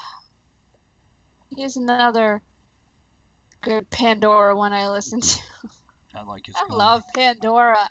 I've discovered so many great things on Pandora. Whether it's new music, new comedians, Which, by the way, I found. I went and did a little research on Brad, and he has 60,000 followers on Facebook, 75.2 thousand on Twitter, and almost 51,000 on Instagram. Maybe. Wow. Maybe he'll post the replay to his social media. I'll ask him to. See, I didn't stalk him that much. I did. Not a lot though. It's. Yeah. No, I mean, I know it's comedy stuff, and then the podcast I enjoy. I listen when I have time, so I know those. It's one of those things. Usually, we're especially during the week, laid back, relaxed. But with him, conversation kept moving, bang, bang, bang, because we didn't know how long we'd have him. So some of that conversation we would have dragged out for hours, but he has a schedule to keep. Yeah. And I will clip that little bit where he's like, "This is how you support a show." Yeah. I mean, if you like something, tell people. Don't keep it to yourself. Share it with the world. Share us with the world. Well, let's see here. Yes. Well, we could talk more about zombies and bad movies, or we could talk more about comedians. Well, I was going to... What do you got? I was going to say, we were discussing earlier about a 24-hour broadcast. Oh, kill me. Sorry. Yeah, we play D&D. We do. Matter of fact, we play it via Skype. And have a group spread out across the U.S. Got some folks up in Portland area, isn't it? Isn't that where Daniel is, in Oregon? I don't know. I thought it was in California. Oh, he's somewhere West Coast, that's for sure. Over there. But yeah, it's I am talking to a few people. Do you stream it ever? Not yet. Not yet. We're discussing it. I want to get a better overlay for the channel before I do something like that. Because right now it's kind of plain and I want something pretty. I also need the right group of people. Are we going to Key City Steampunk Festival in August? No, we already have plans that weekend. We will not be making it out there. But I hope you have a great time there.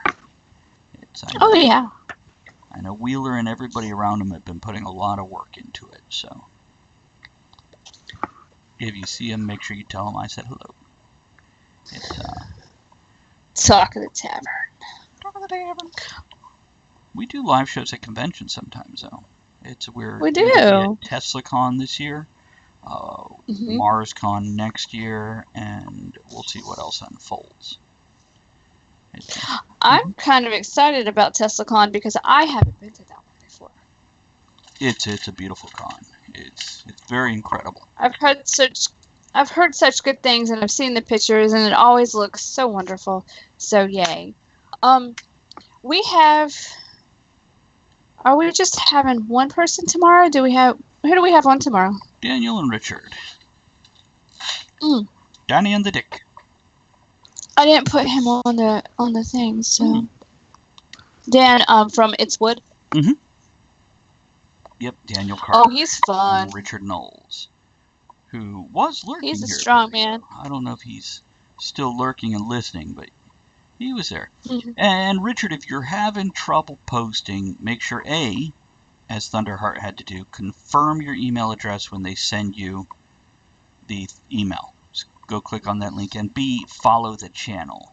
I've got it set where if you're not following the channel, you can't comment and chat. So make sure you do that. Yeah. But you mentioned the okay. So recently on Facebook, I've ran across a few people discussing very intelligently depression, suicide, etc. And of course, Anthony Bourdain has brought this a little bit to the light. You have a good one. Enjoy your zombie strippers, Harry. We'll catch you the next time around. Hopefully tomorrow or Monday. Bye, Harry. pulled together a group of 7 or 8 people and went, hey, do you guys think this would make a good episode? And it got big quick as other people went, oh, I think this person would be good, this person would be good. And I actually talked about doing a 24-hour broadcast about depression and suicide, but linking up with an official group so we can also take donations towards that group. And I haven't done any research yet. This has kind of all happened this week. And I get very busy during the week with the guests. So this is something we might be doing a 24-hour broadcast, and then I'd have guests come and go and whatnot. I've got a piece of tobacco stuck. Oh, I hate when that happens. Mm-hmm. Yeah, I mean, with everything, and there's a lot, I know there's a lot of celebrities like Bourdain and, you know, Robin Williams and things like that have depression and suicide, and then there's other ones you don't hear about that are still kind of in the spotlight, because I read an article about, I don't remember his name, but I know he was an actor and he played one of the Klingon children on Star Trek. If it was Worf, and his character was named Alexander. And then, you know, I believe he was on Modern Family, or he was on some other things. I'm not exactly sure of all that, but the point is, it happens a lot, and not everybody hears about it. You hear about some of the big names, but you don't hear about the non-big names, and then it affects a lot of lives. It does. It does. Well, it's something I think a lot of people deal with directly, indirectly, etc. So. And it's good to know that you're not alone out there. And I think a 24-hour, we could probably bring some awareness and bring, I don't know, some support out. Because there's a lot of people that don't know where to go. Very true. Very true.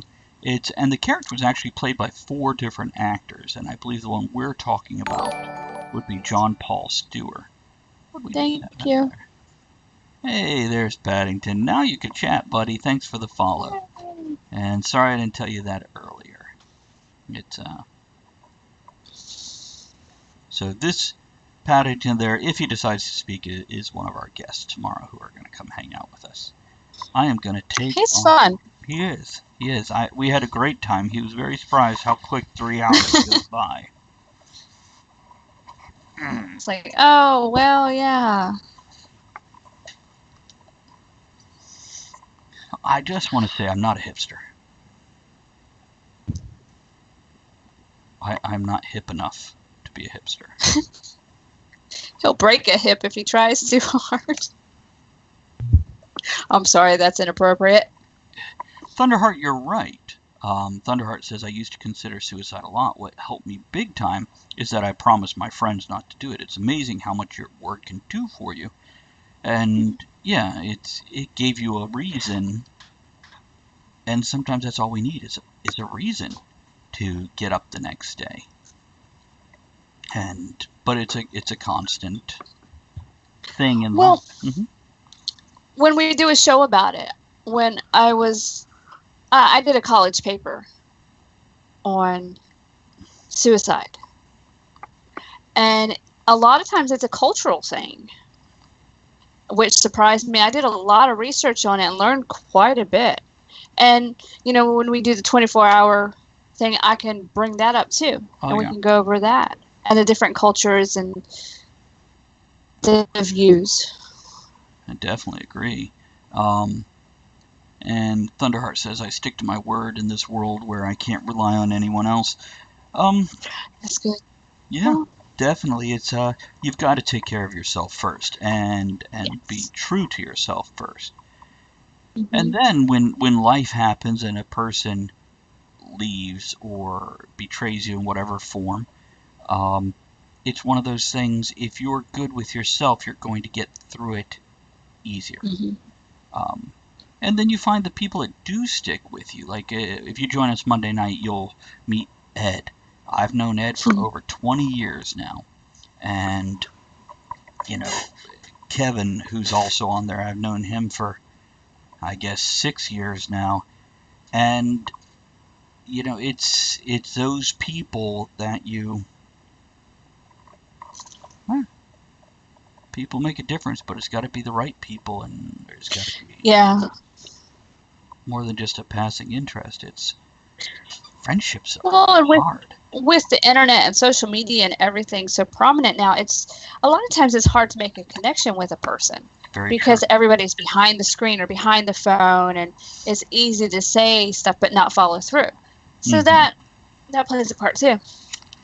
This is why whenever I meet somebody and I'm like, hey, you're really cool, I'd like to hang out, be friends, whatever. If they say yes, I don't immediately believe them. Because I've seen many times where that's just what you're supposed to say. And that's kind of troublesome. I'd rather somebody go, no, you're really cool, but I don't want to hang out with you. Easier to make friends online, afraid to talk about my interest and things in person. Well, it depends what they are. If you're into necrophilia, you probably should keep it under wraps. We saw how much you talk about zombie stuff. But, if you're just a nerdy person who enjoys D&D or cosplay or just zombie flicks, you just find the right crowd. Find the right crowd. Makes all the difference. So you're online now. What are your interests that you're afraid to talk about?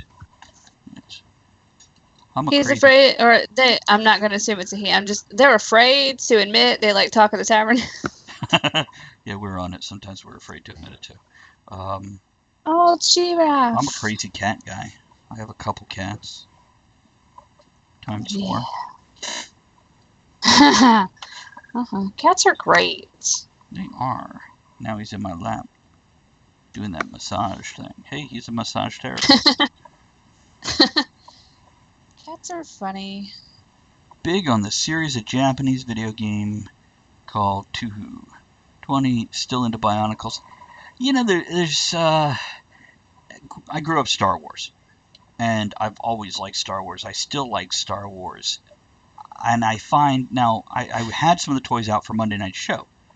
And I looked at Ed, who is 5+ years older than me, and I said, Ed, don't you ever feel bad that you don't want to play with your action figures anymore? You want to, but it's not in you anymore. And he's like, yeah. So I don't knock somebody who, and frankly, if you still play with them, then you have a talent and a gift that I no longer possess, and good for you. Now, of course, if you're sitting in the grocery cart and your mother's pushing you down the aisle when you're 20 and you're playing with Bionicles, maybe that's something you should not publicly do. But, whatever. But whatever, you do you, it's alright. Yeah, Thunderheart, I'm with you. Phasing out a hobby, you're like, but I loved it so much, but I just don't want to do it anymore, but I don't want to let go of it. I have that problem with Renaissance fairs. I have all kinds of clothing for Renaissance fairs, and I just don't do them anymore, but I can't bring myself to sell or pass on the stuff, but I want to. But I want to give it to somebody I know who will love it. Yeah. Like Legos. This is why Andrea and I play Lego Dimensions. We love Legos, but we don't play with them. We just want to collect them and build them, and then they take up space. So Lego Dimensions on the PS4. That does good. It's kind of both.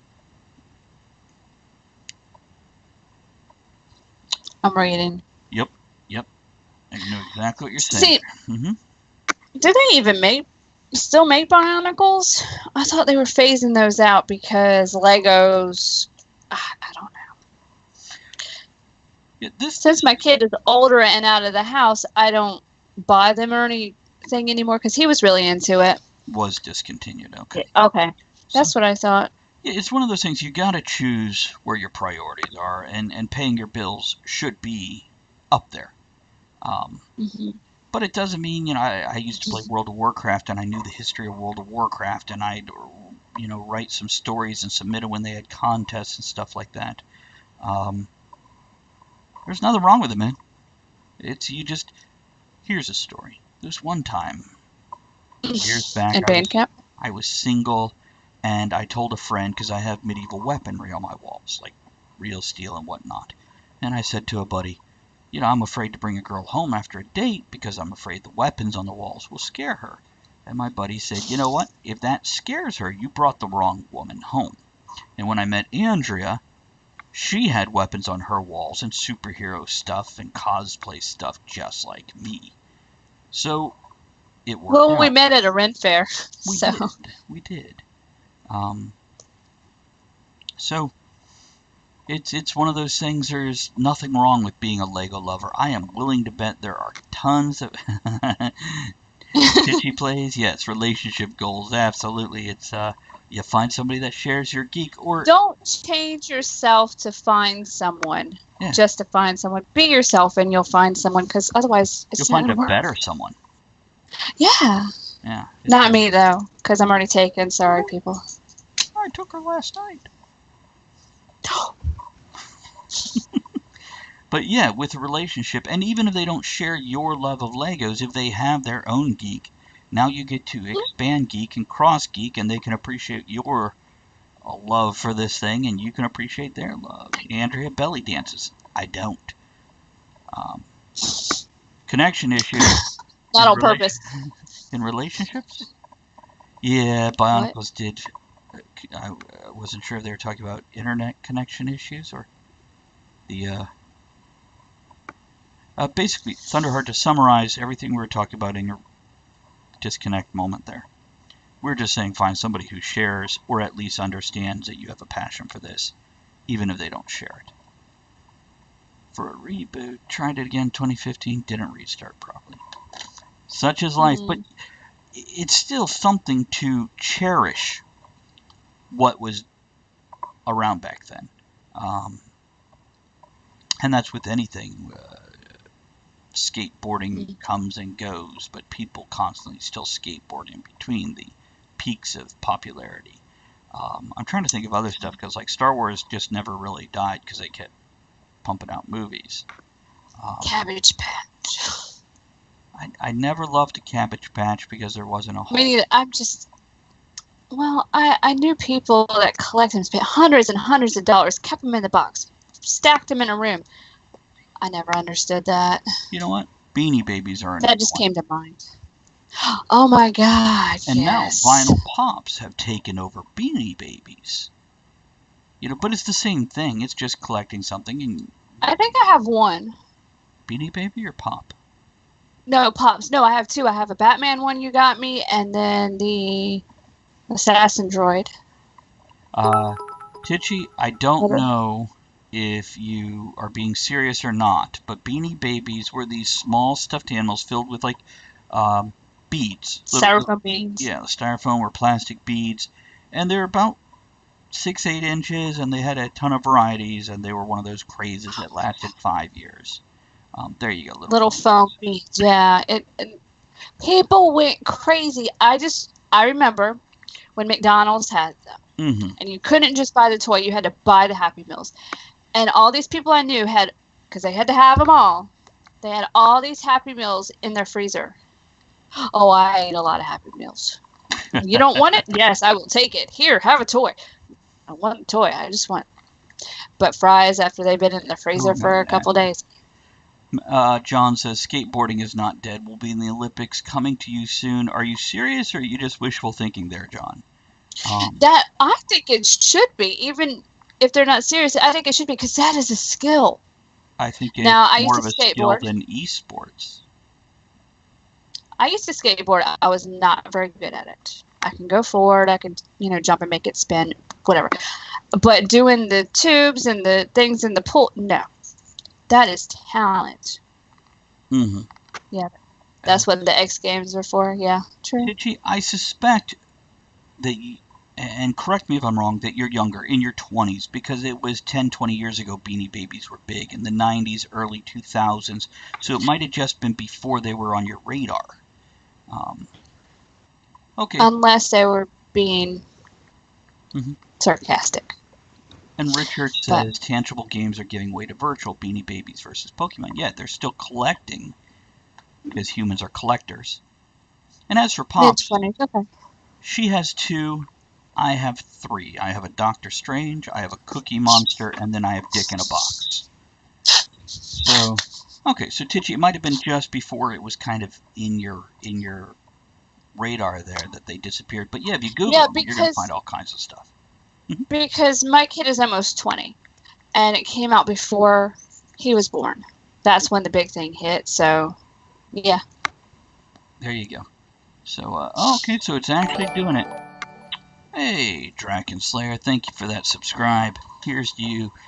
For you folks that were hearing me talk about my son earlier, there he is with his own thing. Let me do a quick shout out so you can follow his channel. He plays a lot of Fortnite and other such things. I follow his channel. And we're about 5 minutes away from a quick break. That is good, because I drank another big thing of coffee. I need to get some more. Dragon Slayer YouTube. Oh, there you go. My boy plays a lot of it, so good. And give a follow over there. And and he can actually last more than like a minute or so without getting killed. I once came in number 2 by hiding till the end. Then it was that Thanos period, and the Thanos killed me. By the way, Titchy said that's what the X Games are for, though. And I agree. I have no problem with competitive video game playing. I just don't think it's a sport, per se. Brad had to go to work. He's a busy guy. You missed him. Dragon Slayer, Brad was on for the first hour, but it will be back up there. Welcome back, Thunder. On YouTube tomorrow. Yeah, that's just my opinion. People could feel different about video games. If they say it's a sport, they can say it's a sport. Desmond, who's a regular on here.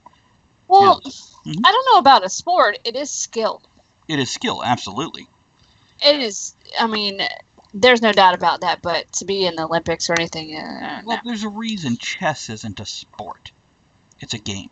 It's a thinking. Yeah, it's a thinking thing, and it does take skill and practice and all that. Which, yes, but not. Sure. Sure, we'll go with that. What, the chess isn't a sport? No. Same vein same as vein sport. as Okay. sport. It's more about dexterity than physical prowess. Absolutely, hand-eye coordination is a large part of that, and whatnot. And it definitely takes practice and skill. It's its own entity, I think. Entity? I don't know. I can't say it. But yeah, it's... It is a sport because during the break you gotta run to the bathroom and then run back to your chair. Yeah. Oh, for all you new people, hit your share button right below the screen. If you're having a good time here, click share. Share us to Twitter or Facebook, wherever your friends hang out. Tell them to come hang out with us. Have a good time. And Richard says... Don't keep us all to yourself. Share us with the world. Richard says, it's a sport, just like Hungry Hungry Hippos is a sport. Hell yeah, that's a sport. That was a loud damn game. It was. It's so... Yeah. Yeah. It's and I don't think we could play that one online. What? Okay. What? Before the break, because we have a couple minutes, like I said, I was at work. We had a meeting. You remember Rob? You remember Rob? Yes, I remember Rob.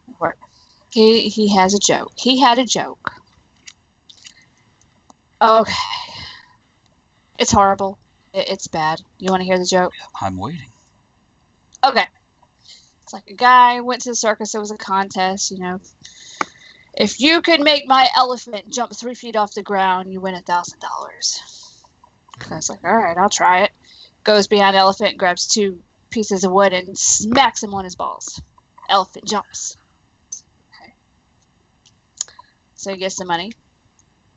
Next year, there's another contest. He goes to the circus, and he sees the guy's like, if you could make my elephant shake his head yes and no, you win $1,000. It's like, all right, I'll try. He goes up. He's like, hey, elephant, you remember who I am? Elephant, yeah. It's like, you want me to do it again? He's no. There we go. That's a horrible joke. It's I remember a very similar joke. Guy in a bar with a donkey, and somebody says, "What's up with the donkey?" He says, "Well, I'll give you $1,000 to anybody that can make my donkey laugh." So he walks up to the donkey, whispers something in the ear, and the donkey starts braying uncontrollably. And he's like, "Oh, okay. Now, double or nothing if you can make my donkey cry." Guy says, "Okay. takes a donkey in the back room, comes back out a minute later. Donkey is just bawling. He's like, okay, here's your money, but I gotta know, what the hell did he do? He says, well, at first, I told you to make your donkey laugh. I told him my dick was bigger than his. Second, I showed him. That's very sad. Now we need a break. We're going to go into a break. One thing, Titchy, thank you about the mustache. Appreciate that. Guys, hang out. We're going to play a quick video. Go get a refill. We'll be right back, so don't go anywhere. We got a whole nother hour. So here's a video to keep you amused. Bill and I are having a good night. I'm all like, yeah, baby, rub. I hate it when I get blue balls. Carefree, free as the blood flows. I gotta go. Look, Casper is outrageous comfort. Ah! This is outrageous. So I have a black friend, and now I have color buds. It's like an entrapment ad on Craigslist. Hey, can we get me some creepers? Don't you mean sneakers? No, I mean creepers. Creepy shoes. You know, there's some brand names that just don't inspire confidence. We all know, you know, Starkist and Armor. But what about Critter brand pulled pork? I don't know if I'm trusting that one. I like my women like I like my crosswords. Big and easy. Volume 11. The opinion of somebody who is retarded-hearted. Genius party game. Dart shots.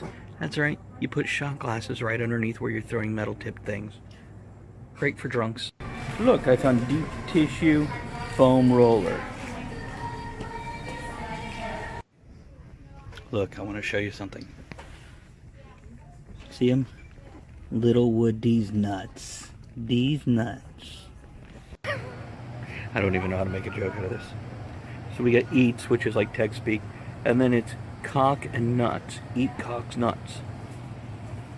Tail pea? Cocktail pea? Cocktail peanuts? So I remember the first time.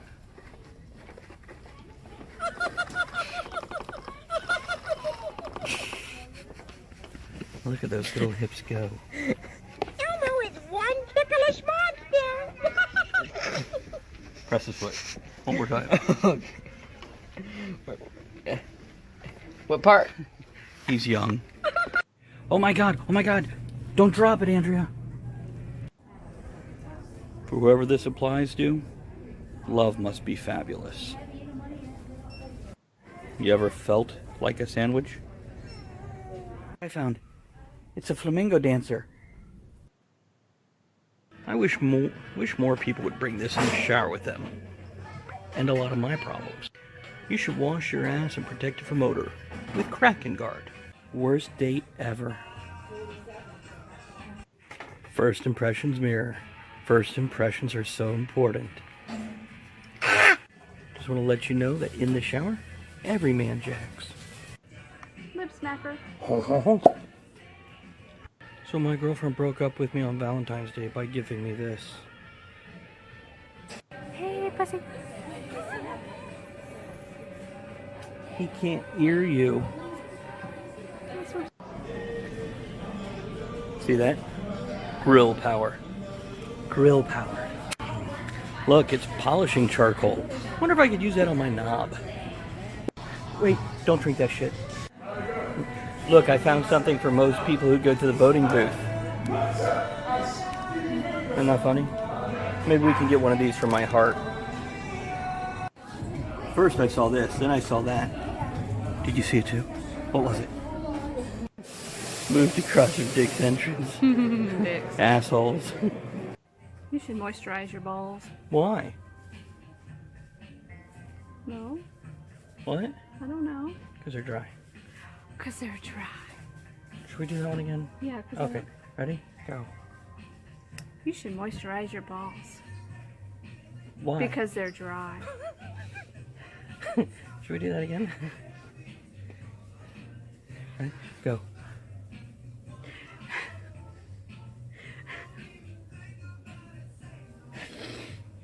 Hold on.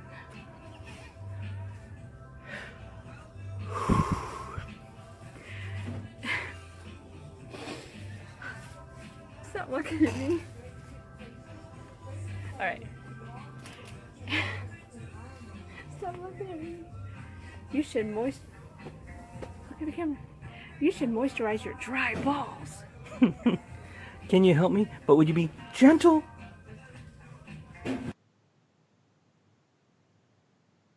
And we're back. Thanks for waiting, guys. Yes, D's nuts, Thunderheart. That's the shit we do when we go to stores.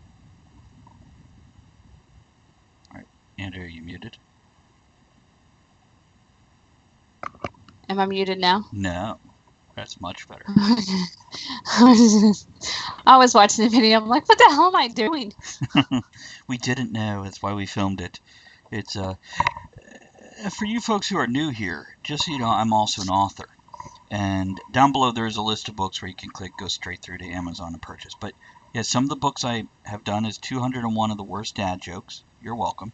That's under my pen name, Ada Dickey, which is actually my mother's maiden name. My mother's maiden name is a dick joke. But don't worry, he doesn't use it for his passwords. No, I don't. It's and there's Drowning Kittens for Fun and Profit, 100 of the Worst Money-Making Ideas. All drawings by me. It's a coloring book too. So these are. This is family. This is clean for family. This is highly inappropriate. And then I have fantasy and steampunk and whatnot books down below also. Also, in the chat, I put a thing for Kickstarter for 2 of his children's books and 2 of non-children's books. Yeah. They're already written. They're ready to go. He's just got to pay the artist. So. Yep. Oh, by the way, it looks like we got a pledge today. So thank you to whoever that was. Take a quick look there real quick. And okay, it's a name I don't recognize, so thank you to that person. Appreciate it. Even better. Yeah, absolutely. As well as all the other great people that supported it. And for all of our new people, I just want to explain, if you are an Amazon Prime member, you can subscribe to a Twitch channel for free. It costs nothing, no extra cost to you, but it does give the channel a little bit to help keep them going. So you can subscribe to us. You just have to link your Amazon account to your Twitch account, which is like 2 clicks. Nice and easy. Yeah, it's not hard. Also, in the chat where you chat, there's a little triangle. If you click on that, those are for bits. You can either go to Get Bits, and you can pay to get bits, or you can watch videos to get free bits. They're essentially, each bit is a penny, and you can throw your pennies at us. Throw us your bits. It's all good. There we go, and I'm typing out a quick share with the Kickstarter here to share it over to Facebook and Twitter at this point. Okay. So keep talking. Oh, I didn't know how to keep talking. So no pressure. Well, I could talk, but then I'm going to end up typing what I'm talking, or talking what I'm he's talking. So that's hilarious. God, the pressure. This is why I'm not the host. I'm usually just the background. There we go. Oh my God. There we go. I got it. Okay. I got it. Okay. You got it? You done? What? Well, I'm just copy-pasting it from one to... See, I'm surprised Bob wasn't on. That's true. Bob would have had a good time. Where was Bob? Oh, yeah. Oh, no. He's avoiding us. You're a bit of an Arthur, too? Awesome. There we go. Write quite a bit. You publish anything yet? Or how about this? You complete a book yet? We'll go with that one, because that's the first step to publishing, is finishing a book, which is harder than a lot of people. It is, because most people don't. Mm-hmm. Me included. But yeah, definitely, write. It's, you know what I want to do, Andrea, is we played our D&D game online last Sunday. And the DM, who will be on tomorrow, matter of fact, on the show tomorrow with us, has mentioned, he's like, does anybody take notes? And I'm like, oh, I do. And I'm thinking about writing up a journal style for my character and putting it into the Facebook group we have. There you go. So, you know what? The crappy fanfic is a great way to get started. It's kind of like a warm-up exercise before you go and make your own stuff. There is nothing wrong with it. And the same thing for text-based RP when people are in, whatever MMORPG they play, and they're typing out these huge paragraphs of text. It's like exercising before you go and do the sport that you're going to do. Yeah. It's scary putting it out there. Every time I publish a book, I have that moment of, oh my God, who's just going to reply with, I hate this shit. And I have my work in over 40 books at this point in time. So, it's my point being is do it anyway and don't worry about it. But those kind of thoughts are not uncommon or unusual. Yeah. That's why none of my stuff is. Oh. And I've only got 2 weeks left before my next story or two is due for the anthology about fairies. Oh, sorry about the power. Messed up your internet. That's the beauty part. We're running on hotspots here, so they're battery operated, and yeah. That's why sometimes I'm like this. Yes, that's true. The alien guy. The other day, she made a face. She went, and that's where it froze. I don't know what it was. For like a good 20 seconds. Here, you ready, Andrew? I'll do it again. For like 20 seconds, her face was froze. Her audio was still going, but her face froze in like this puckered up kissy face. It was great. I was very entertained. I make faces because why the hell not? One day, this will all be fixed. It'll be fabulous. But there's too many cows. We can't really get internet signal very well out here. Because of cows? I blame the cows. They like stand on top of each other like, no, moo, whatever. Blocking signal. If only we had Moo-Fi instead of Wi-Fi. Good times. I love looking at people's usernames. I'm not going to call out anybody who's lurking. I'm happy to have you here lurking and whatnot. But I am checking out some of them, and I do enjoy some of them. And appreciate you coming in and lurking. It's always good to have you here. I know sometimes you just can't respond or you don't want to talk to us. That's okay too. Thunderheart said, anyway, only now have I made something that I don't cringe at the thought of. It's one of those fan fiction, so I can't publish it, but I have ideas I'm going to write when I'm done with that. And keep in mind with fan fictions, there's nothing wrong with going and taking your fan fiction, changing the names to fit your world and changing a few other details and making it your own. Now, if you're like, oh, well, they're going to recognize it as Supernatural or Harry Potter or whatever, there's a lot of people who start by mimicking others. And there's nothing wrong with that. It's perfectly fine. I've had some people go, well, I don't read other people's books when I'm writing because I don't want to copy them. Well, do you not look at a beautiful sunset when you're painting a picture because you're worried you might copy it? No, these are inspiration. They give you ideas. They show you that creativity and beauty. So, I don't look at a beautiful sunset when I'm painting it. Only ugly ones. That's right. That's right. I want a sunset that won't inspire me, damn it. Thunderheart, it's one of those things. It's kind of like saying, I want to be a professional chef, but I'm only going to eat ramen. Did you say only eat rum? That'd be good too. I said ramen though. So reading are you a people's pirate? work, it gives you a gauge of your own. It lets you get more ideas. It lets you see how writing is done, how the grammar is done, how expressive things are put, etc. So my point is, it only strengthens your craft.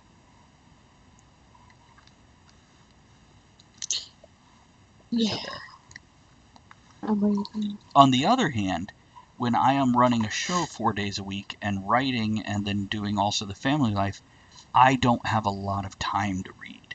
But my answer to that is read anyway instead of watching that thing on Netflix, and just be picky about what you read. Make sure you're loving what you read. Don't read something where you're 30 pages into it and you're not hooked yet. Been cooperating with one friend on Discord. both writing something, always bouncing things. That's called a writers group. Oh, nice. There you go. That's how you do it. Excuse me. Because it's good to have that feedback and that support and all that good stuff. Yeah. Is it nap time? Mm-hmm. It's just nice, and I have my comfy chair today instead of my broken computer chair, so now I'm tired. Definitely helps. Okay. Definitely helps. I do have my writer friends that I go to. Matter of fact, Michael Thompson that was on yesterday. You know what? Mm-hmm. You signed up for the YouTube channel, right? 6 o'clock tonight. Yesterday's episode is going to go online on YouTube. Now, it is 3 hours, but go watch it. There is a ton of just writer information in there. It's worth putting on the background. Very informative and whatnot. And also, if you look how to promote, also different little, you touch on aspects of how to promote. Mm-hmm. Don't put yourself down. Don't sell yourself short, kind of, because a lot of people don't want to promote themselves. I have issues with it. Yeah, I know. Also, if you go to my playlist, there is a writer's playlist in there where those are shorter videos, like 3 to 5 minute videos. But those might be of some help and whatnot. So, there you go. And you've already figured out that you can stand the sound of my voice for 3 minutes, so go watch them. Can't hurt. Worst goes worst, gives you some ideas. And also keep in mind, reading other people's work can show you what not to do also. Mm-hmm. If you read one of my books and went, I just hate that, well, now you know what to avoid because you're not going to like it. Well, and if you have your links under the video, right? Mm-hmm. For your books. Mm-hmm. If you go to his website, there are some free books you can check out. Mm-hmm. Like 27 Thoughts is free. 15-minute read. It's good. Yeah. As well as I recommend, if you sign up for my writer's newsletter, what I think is one of my most least noticed books, it's the Diary of a Time Traveler Who Doesn't Believe in Time. As a concept. Journal of a Stranger. A lot of philosophy, shorter stories, because it's all written like a journal, a diary. It is. But he threads throughout a lot of my books, and you'll see him popping up here and there. So he ties a lot of this stuff together, from the medieval fantasy to the steampunk and back. Give me just a second. Let me go. It pops up every once in a while, but it's kind of the Talk sporadic. Of the Tavern newsletter. This is the Travis I. Sivart newsletter. Oh, yeah, that one. Okay. And you'll get that ebook for free when you sign up for it. So give me a second. So there you go. Address. I like Journal of a Stranger. I loved writing it. And I have notes for the second one as he continues his travels and other books comes out. And sometimes in the journal, there are excerpts from other books of mine, so it gives you teasers for the other books. When I published the first chapter of the fan fiction I'm writing, it really captivated a lot of people. A few good reviews on the site I used really inspired me. Yeah, absolutely. Yeah, a few kind words definitely help, and the more you do it, the more you'll see you get these epiphanies and these jumps in your writing style where suddenly things smooth out or change, and you're just building your skill set. Yeah. So, yeah, there's that. Who knew I'd be talking so much about writing this week? Originally, we hadn't had any writing stuff. But it's all good. Yeah, a few kind words make a huge difference. You'll hear us talk about that a lot as you hang out more here, how just a few, a passing phrase of, hey, how's it going? Sometimes it's enough to turn your damn day around, let alone somebody actually saying something genuinely nice and personal. I like the way your underwear rides up. Well, see, and people don't compliment anymore. I was very happy today because, you can't tell too much on the camera, but I put makeup on and someone's like, your makeup looks really good today. Thanks. Just the little things. Nobody ever tells me that. Not the little thing. I get that all the time. What? I'm just saying. Oh my goodness. My glass of the day is +10 charisma. Nice. People do get upset over compliments, and that is bullshit. Or they're like, oh, no. Don't put yourself down. Stop that shit, people. There's a time where I had a job, and I was working with this one guy, and I do what I normally do, which is compliment people, and not just women, and not just, being a creepy guy. I do that too, but also other people in general, But that's different. And after working with this guy 3 months, he one day come up to me going, Travis, when I first started working here, you were really nice and you gave me compliments. And I thought to myself, what the hell does this guy want from me? What's his angle? Why is he being nice? And now I realize you're just a nice guy. I'm like, yeah, I don't want anything from you. So, yeah. But now that you said something, give me $20. $20 compliment fee. People do get complimented, and if you want to compliment somebody, here's a great rule of thumb. If you wouldn't give that compliment to a guy, don't give it to a girl. I would tell a guy their eyeshadow looks great today. If he's wearing it, absolutely. There's nothing wrong with telling a woman, your makeup looks great today. But if you're like, you're hot, not so much, unless if it's a close friend. But if you're at the drive-thru at McDonald's and that chick has her hair done up, say, your hair looks great. They worked on it. Oh, yeah. Don't be creepy when you do it. Don't be an asshole when you do it. If it's a sincere compliment. Yeah. Totally tell a guy they look hot. My philosophy has always been, anytime I've been approached and given a compliment, I appreciate it. And then there's been times where I'm in a situation where a gay guy will come up and hit on me. And I absolutely take it as a compliment. It's somebody who finds me attractive. I don't have a problem with that. And it's pretty simple. Just like if it was a chick I wouldn't want to hook up with a dude, I'm just like, not interested. But man, thank you. Appreciate that. And, yeah. I had some other joke. I was going to say some other stupid ass thing. Oh, well, I forgot it. But yeah, there's been dudes where I'm like, man, you got it together today. Especially, I love the rockabilly look on guys or girls, and that's something that. Oh yeah, he'll tell people that is great. And when I go out, I usually I have my t-shirts and shorts days, but I also have days where I have, a vest and a colored shirt and a bright colored vest or fancy shoes on. More often than not, the people that will compliment me both are older black men. And because that's how he dresses. Yeah, I dress like an older black man. He does. Because they got style. Oh my god. Mm-hmm. The purple zoot. Yeah, baby. Yeah, baby. I'm just wondering in 20 years, what kind of crap are actually 40 years? In 40 years, what will old people be dressed like? Wonder if they're still more like the 80s with the side ponytail. That's because their arthritic arms can't get all the way to the back to do it. They're just like, fuck it, put it here. And you're like, dude, it looks wrong. No. It's alright. That's funny. Yeah. It's a man bun on the side. That's a no. That's a no. It looked like a hair tumor. Okay.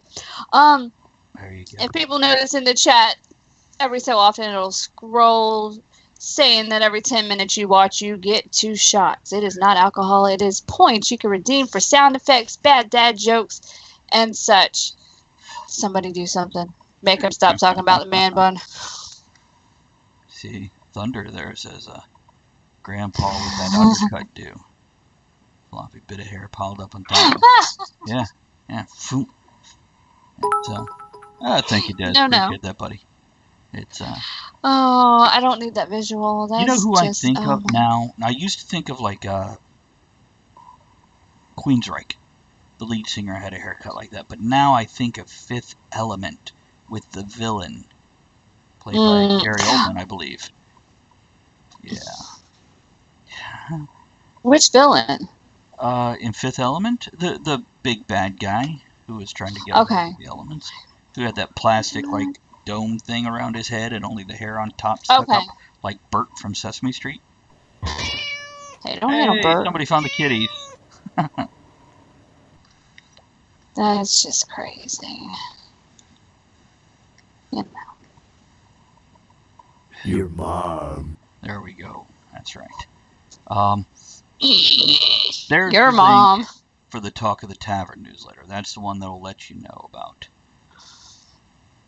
the weekly stuff. Zorg. Thank you. There you go. Des knows. That's right. It's been a while since I've seen it. Yeah, classic. See, that's a great one to watch as a double feature. You watch Fifth Element and Big Trouble in Little China. Oh my god, I love that movie. There's a double feature for you. It's good stuff there. Aren't they talking about remaking that?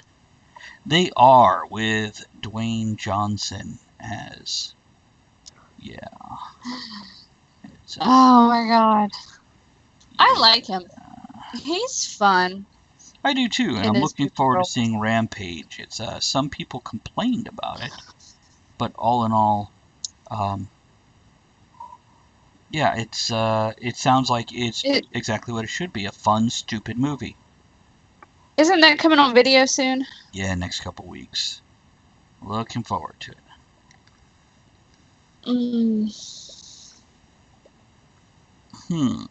Oh, I got it. Oh, Rampage is a video game. It is from the 80s. You knew that. Okay, I knew I knew it sounded familiar, but come on, takes me a little bit.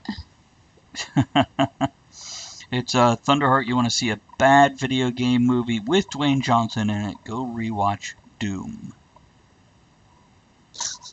Yeah, it's like Resident Evil in space done wrong.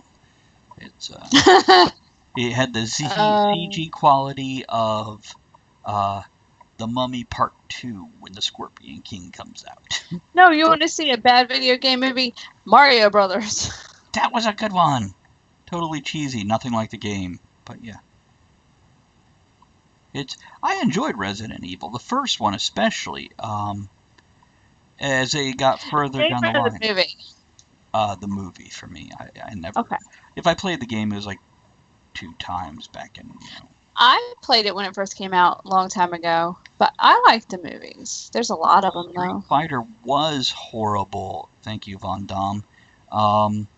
But on the other hand, the first Mortal Kombat was great. Yes, I like. There was a second one. There was a second one, and then a short-lived multi-series Part 3 type thing.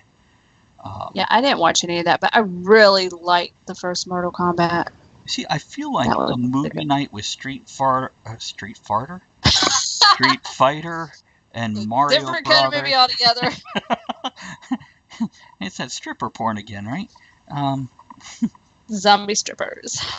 But yeah, like Street Fighter and Super Mario Brothers, I think that would be a great adult movie night where you have drinks and snacks and laughter. You know what's a great adult movie night?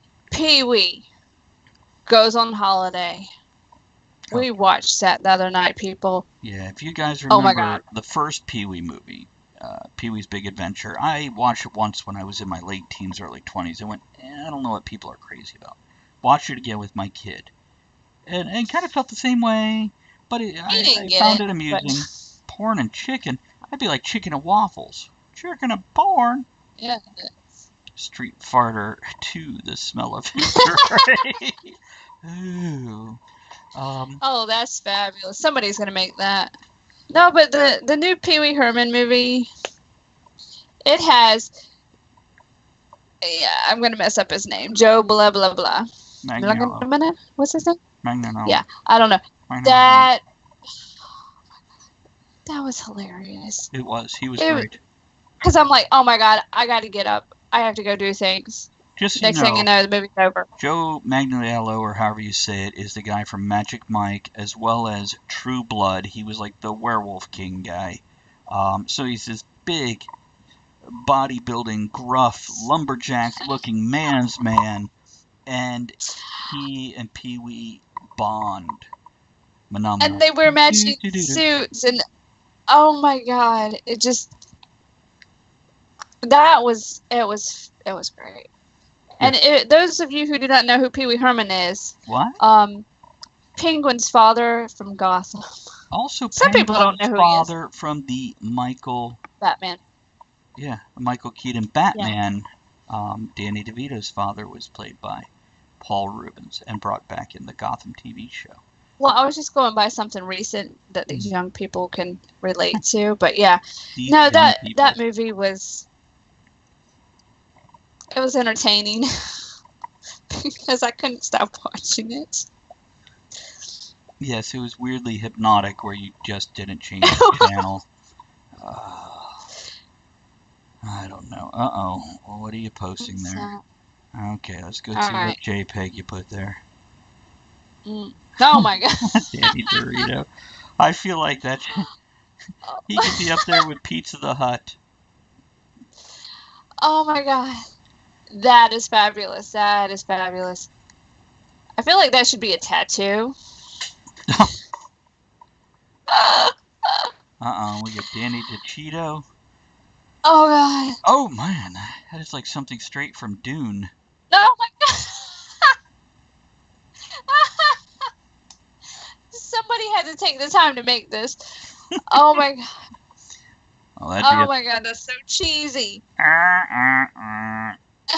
See, that's the picture to wear. It's a t-shirt. I need this t-shirt. Wear that t-shirt when you meet him.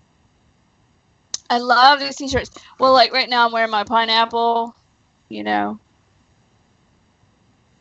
psych t-shirt. So, no, I don't think I have ever seen Nicolas Cage. I have.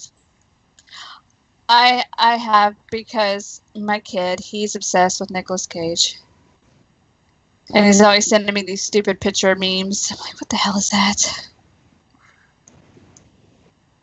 That's where you can find the t-shirt.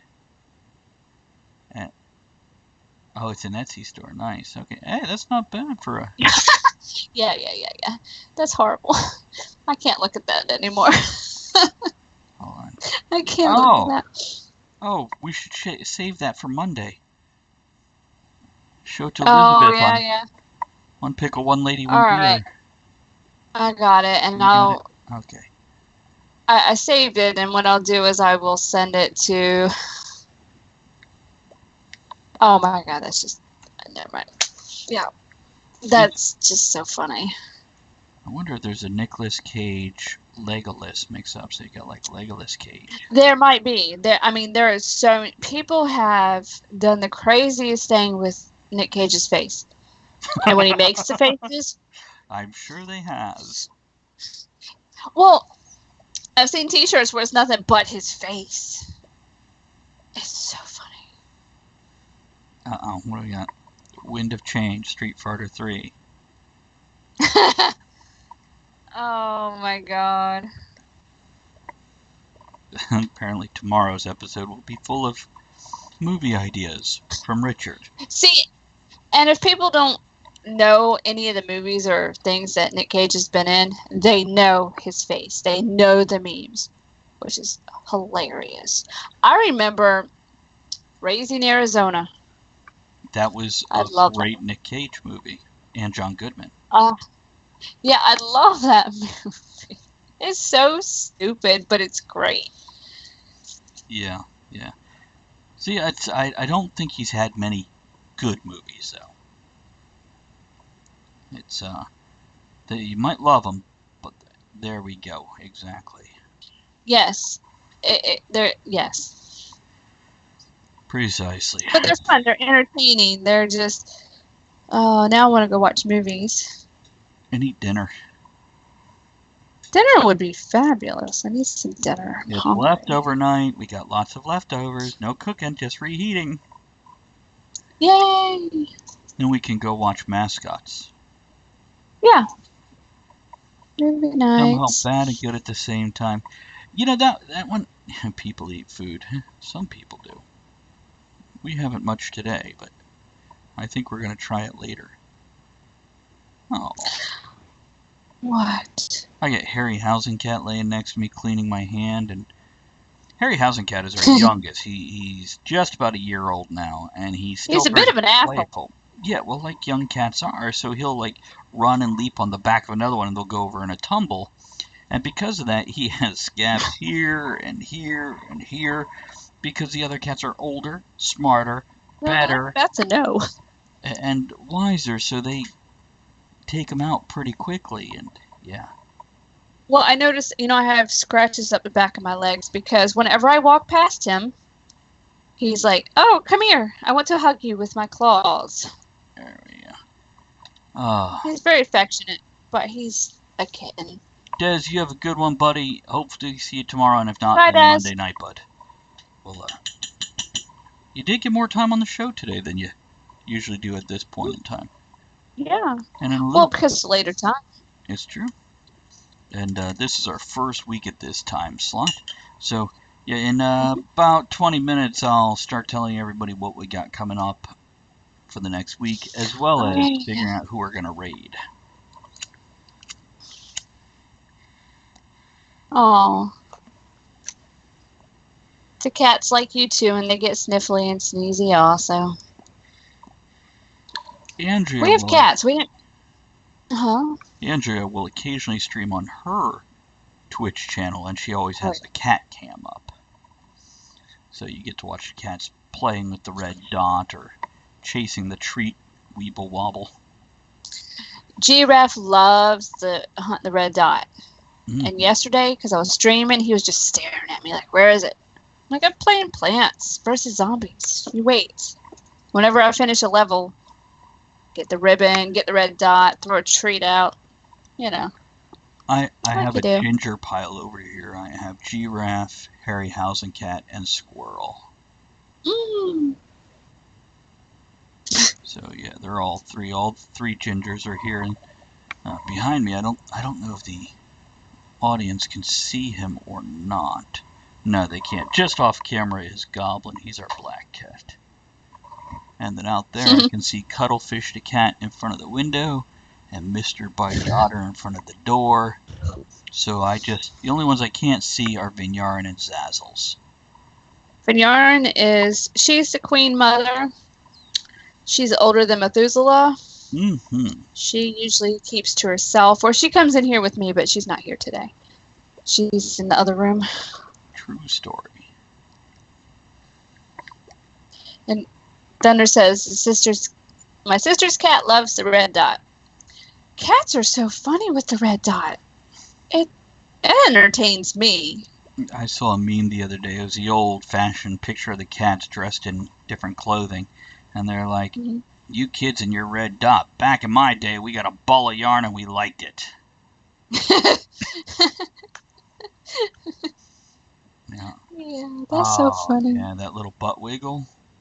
Yeah. Yes, I love that.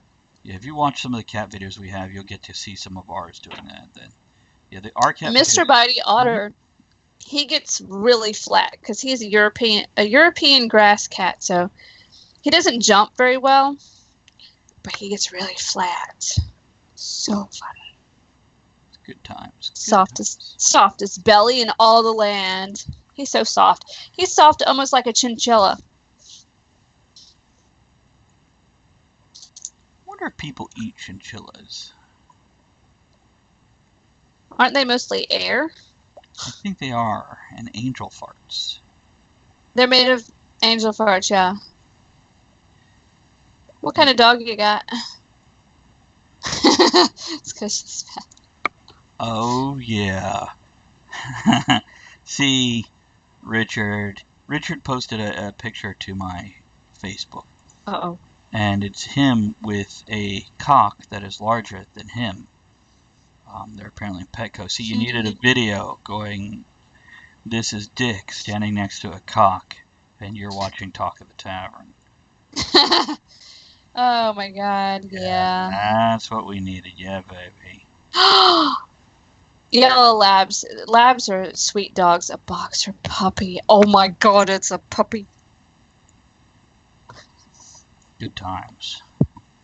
I like puppies. I don't want any puppies, but I like them. I'm perfectly. I like them when they're other people's. It's my first dick pic, indeed.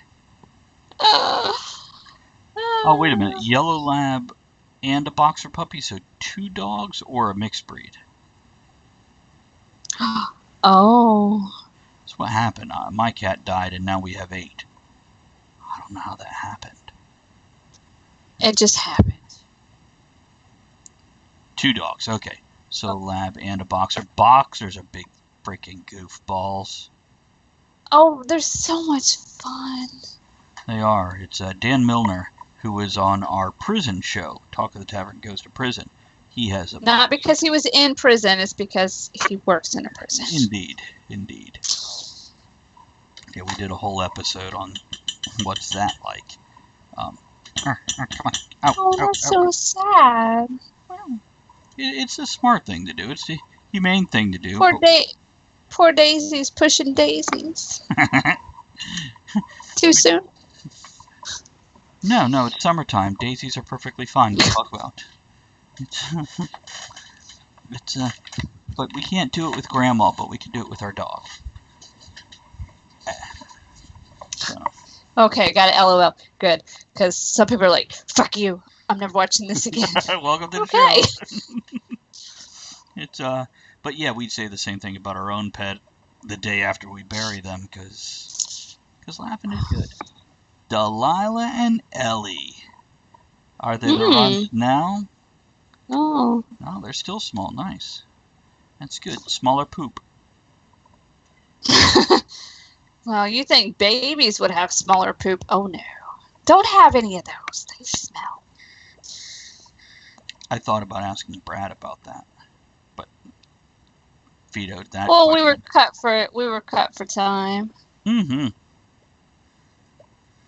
They're never going to be full size. That's good though. At least you didn't get Clifford the big red dog. What the hell did we watch the other day? And one of the characters' name was Clifford, and we just kept on thinking the big red dog. Oh God! It was the Flash. It was one of the people in Flash, wasn't it? Yes, it was one of the villainous characters, Clifford DeVoe. Mm-hmm. And now we can't watch Flash. He's like, we can't watch the next episode until we watch Supergirl and Arrow. I'm like, shit. And Legends of Tomorrow is the one we have to watch that afterwards because it's a 4-part thing. Oh, I already watched that. I don't like when they do that. It's okay, but it's like, I love it. I love it. Love it. Well, because when I binge watch something, but now I have, what is that show? I wrote it down, The Expanse. So I'll binge watch that until we get all the episodes together. There we go. Wow. What? What are you wowing?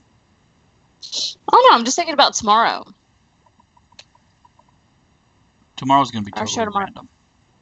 Totally random. There are some Well, cool... some cool what? Cool names. What are you looking at? I'm sorry. I'm looking at who's viewing right now, and I see some cool names there that are lurkers, so I'm not calling them out. But I see one of them. Their banner says the stream is starting soon, so if they're on when we get off at 6 o'clock, maybe we'll raid them. Hey, if it's you and you're watching, just say a little something so you know, and we'll raid you. They might not want our kind of crowd. Oh. You never know. If you don't want our crowd, that's okay. Just don't say anything. That would be best. Always a good idea. Yeah, we try to always raid someone at the end of a broadcast because community, not that kind of raid, silly. It looks like they're 15 hours away according to the countdown. So we won't be raiding. Oh, then never mind. But there's other people on, and there is. What is that? What'd you find? What? Oh, I'm just looking because on the side where it shows people on down at the bottom, of course, it's Twitch Presents, and then there's a thing. It looks like Garfield. but I can't see the little. I have no I idea don't what know. you're What looking it's just the little pictures. It's different on yours, I'm sure. Thunderheart, Because it just goes so you by. know, whenever we quit our stream, we always raid somebody else. And we do this to help community and support the network and everything like that. So, yeah. And help people find new content. Right. So I tell my viewers, join in for the raid, even if you don't stick around for their show. We were raided one time, and it was a thrill. It was fun. I don't even know what a 4chan style raid would be, but no, basically what it does, at the end, I type into my chat box who we're going to raid. I type in the command, and it automatically transfers everybody when we cut off to the other person's stream. It's just like, we're moving the party over here, guys. And this is how some people have found us. This is how we found other people. Mm-hmm. It's all community. So Des and Kennedy found us thanks to the Steampunk World's Fair when it was collapsing and becoming something else from Silver Phoenix, and then when that collapsed and they became Cogs, we had... That was one of our serious shows. Yeah, it was a touchy show, definitely. But it's all good. So yeah, it just basically transfers people over, and you can watch for a minute or two, and then go, oh, I don't want to watch this, or oh no, this looks cool. And we go to all kinds of channels. We will go to people playing video games, or people singing, or with the Twitch stream doing Doctor Who. We've sent folks over there a couple times. And yeah, Mr. Otter's in here being all flat behind me. Mr. Bitey Otter. Mm-hmm. He's a great cat. Well, they are doing construction out there. They're loud today. Hopefully you can't hear it through my mic. I don't hear a thing from it. Flatto catto, indeed. Okay. Mr. Otter will get flat, and then Harry will hide under the rug. He thinks he's hiding. He's not actually under the whole rug, though. He gets under the corner of the area rug we have in the living room. So, like, just his midsection is covered, but his butt and his head is sticking out. He thinks he's well. Or he'll put his paws under and, like, you can't see me. Cats are funny. They're very entertaining. I think so. He's a little cross-eyed, too. So, poor thing. But he found us. We like him. We'll keep him. Beautiful summer night, had the windows open after dark and heard meowing out the window, and I panicked going, Andrea, count the cats, and I ran outside and came back in with a kitten in my hands, about 8 weeks old, and loving and stupid, like this. I didn't bring another cat in this house because I was told, don't bring any more cats. I did not. She insisted I carry it across the threshold. Yeah, pretty much. It was all very wedding day. That night was awkward. What are you doing? Oh. Hello? I'm sorry, I watched the video. Oh, I see it now. Okay, it's being pranked? The cat is confused. I'm confused. What? Yep, and there's your, What? There's your subscription. The cat just is following. Oh, invisible bear. Okay, I'm like, what the hell is that? Oh my god, there's a video. It's a cat in a tiny bed. Oh my god. Alright, I need to stop watching this because I'll watch it forever. Because cat videos, it's what the internet is for. That and porn. Yes. Yeah. But the cat, and there's a tiny bed, and he goes and he gets in there and puts himself. Oh, so cute. Bye. We'll see you tomorrow. Have a good night, Richard. We'll catch you tomorrow. Don't forget 2 o'clock for the pre-show. 3 o'clock we go live. Check. You got it. So, and we're gonna just prattle on for another 10-15 minutes and then roll out of here. Like we do. That's right. Yeah. I think I want to play some Legos. See. Apparently, you didn't push the button this time. See, before when we first started, before we had people coming on, wanting to come on all the time, on Wednesday for Middle-Aged Geekery, we would play Lego Dimensions. Mm-hmm. I need to play Lego Dimensions because I'm having withdrawals. And we're so busy during the week that I don't really have time. I need to play. It's true. I'll be eating first. We have some wonderful leftover boneless chicken breasts and some veggies and salad. And rice. We got some rice too, I think. We always have rice. I think I'll mix that up with some butter and some Saison seasoning.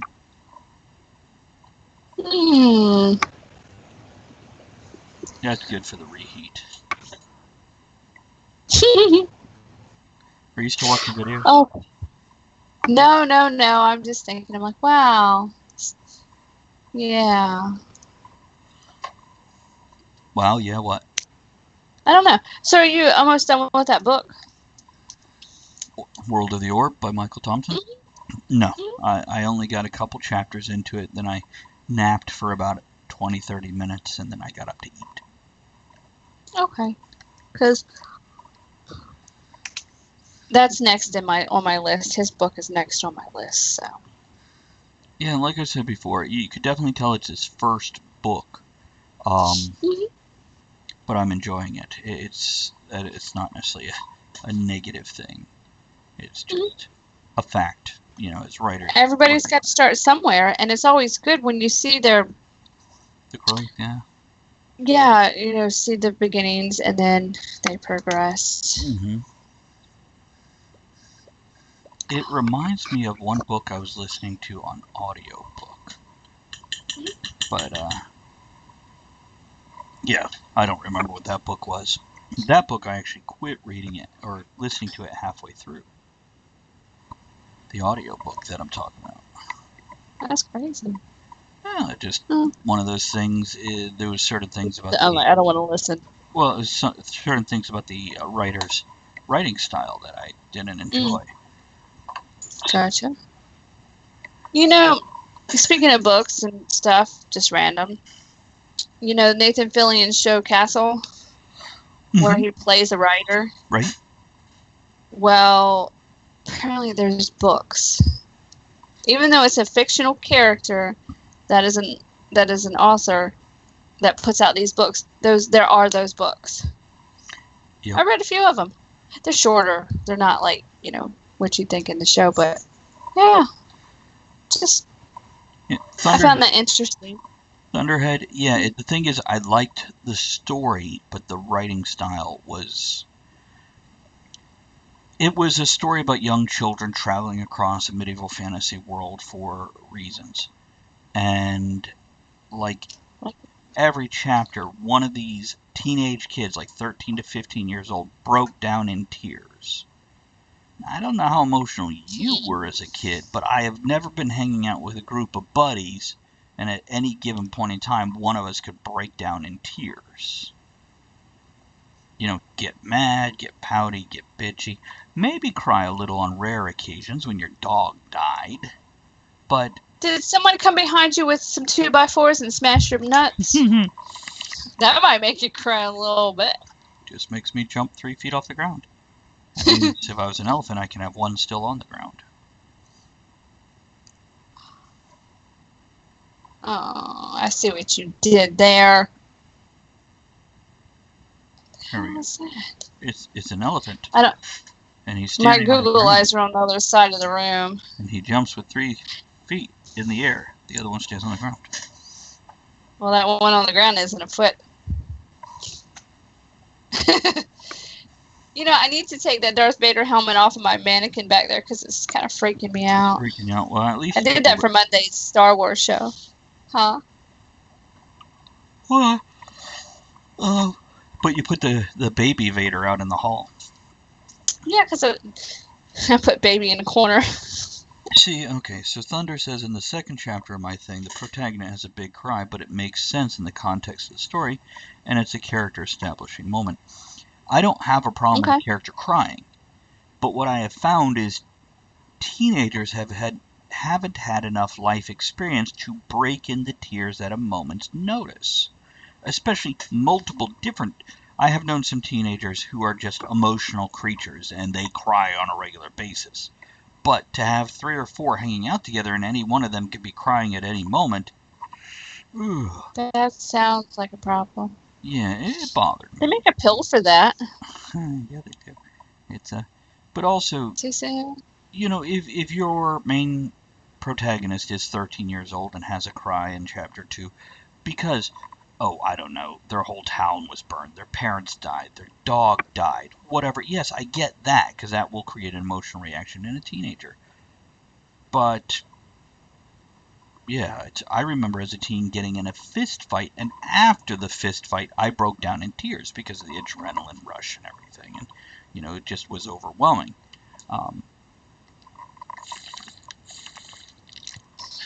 So, yeah. I get it. I'm not saying it shouldn't be done ever. I'm just saying, yeah, overdoing it. No, thank you very much. Oh, hey, let's talk about what we got coming up over the next week. Mm-hmm. So, tomorrow, as I said, we're going to have Richard, who is just in the chat and bailed on us, and then Daniel Carter from itswood.com joining us, and it's going to be an executive bullshit session. So, a lot of what you're seeing right here, right now. If you guys want to stop in and ask life advice, we will definitely give you genuine life advice, what it's worth. That's up to you. Monday, we're featuring Elizabeth, the pickle lady, who makes family-friendly horror with 1 pickle, 1 lady, 1 beer. Tuesday, Gabrielle Reel from Radio Reel, who has 6 different online streams for her radio station, including steampunk, diesel punk, swing, etc. Wednesday, we have Don Haywood of Crash City Games talking about the card games he's developing. And then it looks like next Thursday... Well, I don't go into next Thursday. I only go a week, so you find out about that tomorrow. Next Thursday is the first day of summer, though. Is it? I guess it is 21st, huh? Mm-hmm. Yay, summer, I think. That's right. You know, I believe you're right. I see it on the calendar. Well, I see words. I'd have to get my reading glasses to read them. Summer solstice, first day of summer. That's right. So that's the kind of fun we have going on next week. Well, tomorrow and the end of all of next week. What do we got for following today? Let's see here. We've got Rage, more UK bot squads, FPP, top 1% pickup group, Brownie Bear, he's funny. Looks like he's playing Civilization. We do have Courtroom playing Jurassic World Evolution. Oh, yeah, I saw some of that. Wasn't he playing that yesterday? Dragon Slayer is on. He's only got 1 viewer. We could raid him again. I know who that is. That's my boy. And, I know him. I recall him. And the other folks that I have up here have hundreds of viewers, and I always usually go for the smaller ones to bring viewers in for them. Yes. So what do you think? I'm leaning towards Brownie Bear because he's adorable, or my son. Shall we give him another thrill? Let's go with 21st. Which one? We're going to go with my son, Dragon Slayer. So we'll set I don't want to give him a thrill, but thanks. Hey, how you doing? But we can raid his channel. There we go. He'll be very... Is it that time? We've got 7 minutes. Okay. So we That's could awesome. wrap this up. So Father's Day is Sunday. Oh, it is.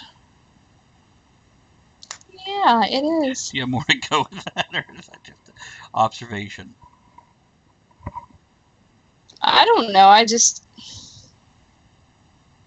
You got any plans? No. I thought What, any plan? I thought about running a game, either Star Wars or D&D.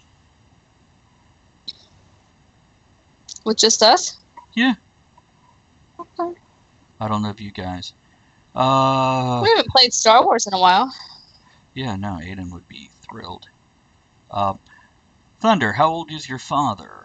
What decade is he in? Because there's a few basic things you can get that most dads like, and it's not a tie or boxers. Though actually getting him a pair of boxers, stupid. Okay. So he's my age. Wow, that's not very old at all. I'm actually older than your father. But yeah, it's now this will sound stupid, but believe it or not, a handmade card, like when you were 5. That's something, because it is straight up personal. And trace it. Yeah, absolutely. Be silly and stupid about it. Hey, look, Kareem, how you doing? Thanks for joining us in our last couple minutes. But we expect you here tomorrow. We'll be starting at 3 and having an executive bullshit session. Or a bullshit session. That's it. I don't know. I'll say bullshit. And I'll assume your budget is crappy, like most people. So remember, a Starbucks card can work. If you want to get something more if there's personal, a Starbucks around, Starbucks is not everywhere. Go check out Target and grab a box of hankies or a funny pair of boxers, like with whatever his favorite geek is on it. They've got all kinds of stuff like that. I find a flask filled up with some type of alcohol is always a good gift. That's actually not a bad idea. I don't know if you're old enough to purchase, but buying a small bottle of alcohol and then a flask, and you pour some into the other, and there you go. It's yeah, but if you're absolutely totally broke, make your own damn card. Or else, even if you're not, buy them something and still make your own card, because it's silly. Yeah, it's ironic. What, Andrew? It's kind of like letter writing. People don't write letters anymore. That's why me and some people, we're pen pals, and we handwrite letters and all that good stuff. So, yeah. Yeah. Or if you want to make your old man cry, sit down and record a video of you saying nice things about him. If you've reached that point where you can, because I know in the early 20s sometimes it's hard to. You're still cranky. Make him cry that way. Do not sneak up behind him with 2x4s. There you go. Don't do that. It's just a little bit of life advice there. That's right. But yeah, if he's got a geek, whether it's a sports team or superheroes, there's always something you can pick up for a couple whatever. Bucks. Can't do something that awkward. What, like hit him with 2x4s on his balls? Yeah, don't do that. Oh, you're talking about the video. That's cool. Whatever. When you're 30, heard it both ways. Think about it, though, of doing, a really, hey, you did this for me, I learned this from you, whatever.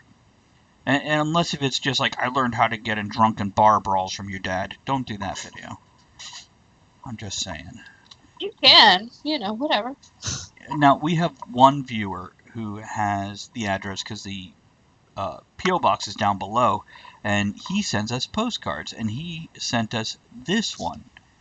And in case you can't read it, it says, I dig, you dig, we dig. He dig, she dig, they dig.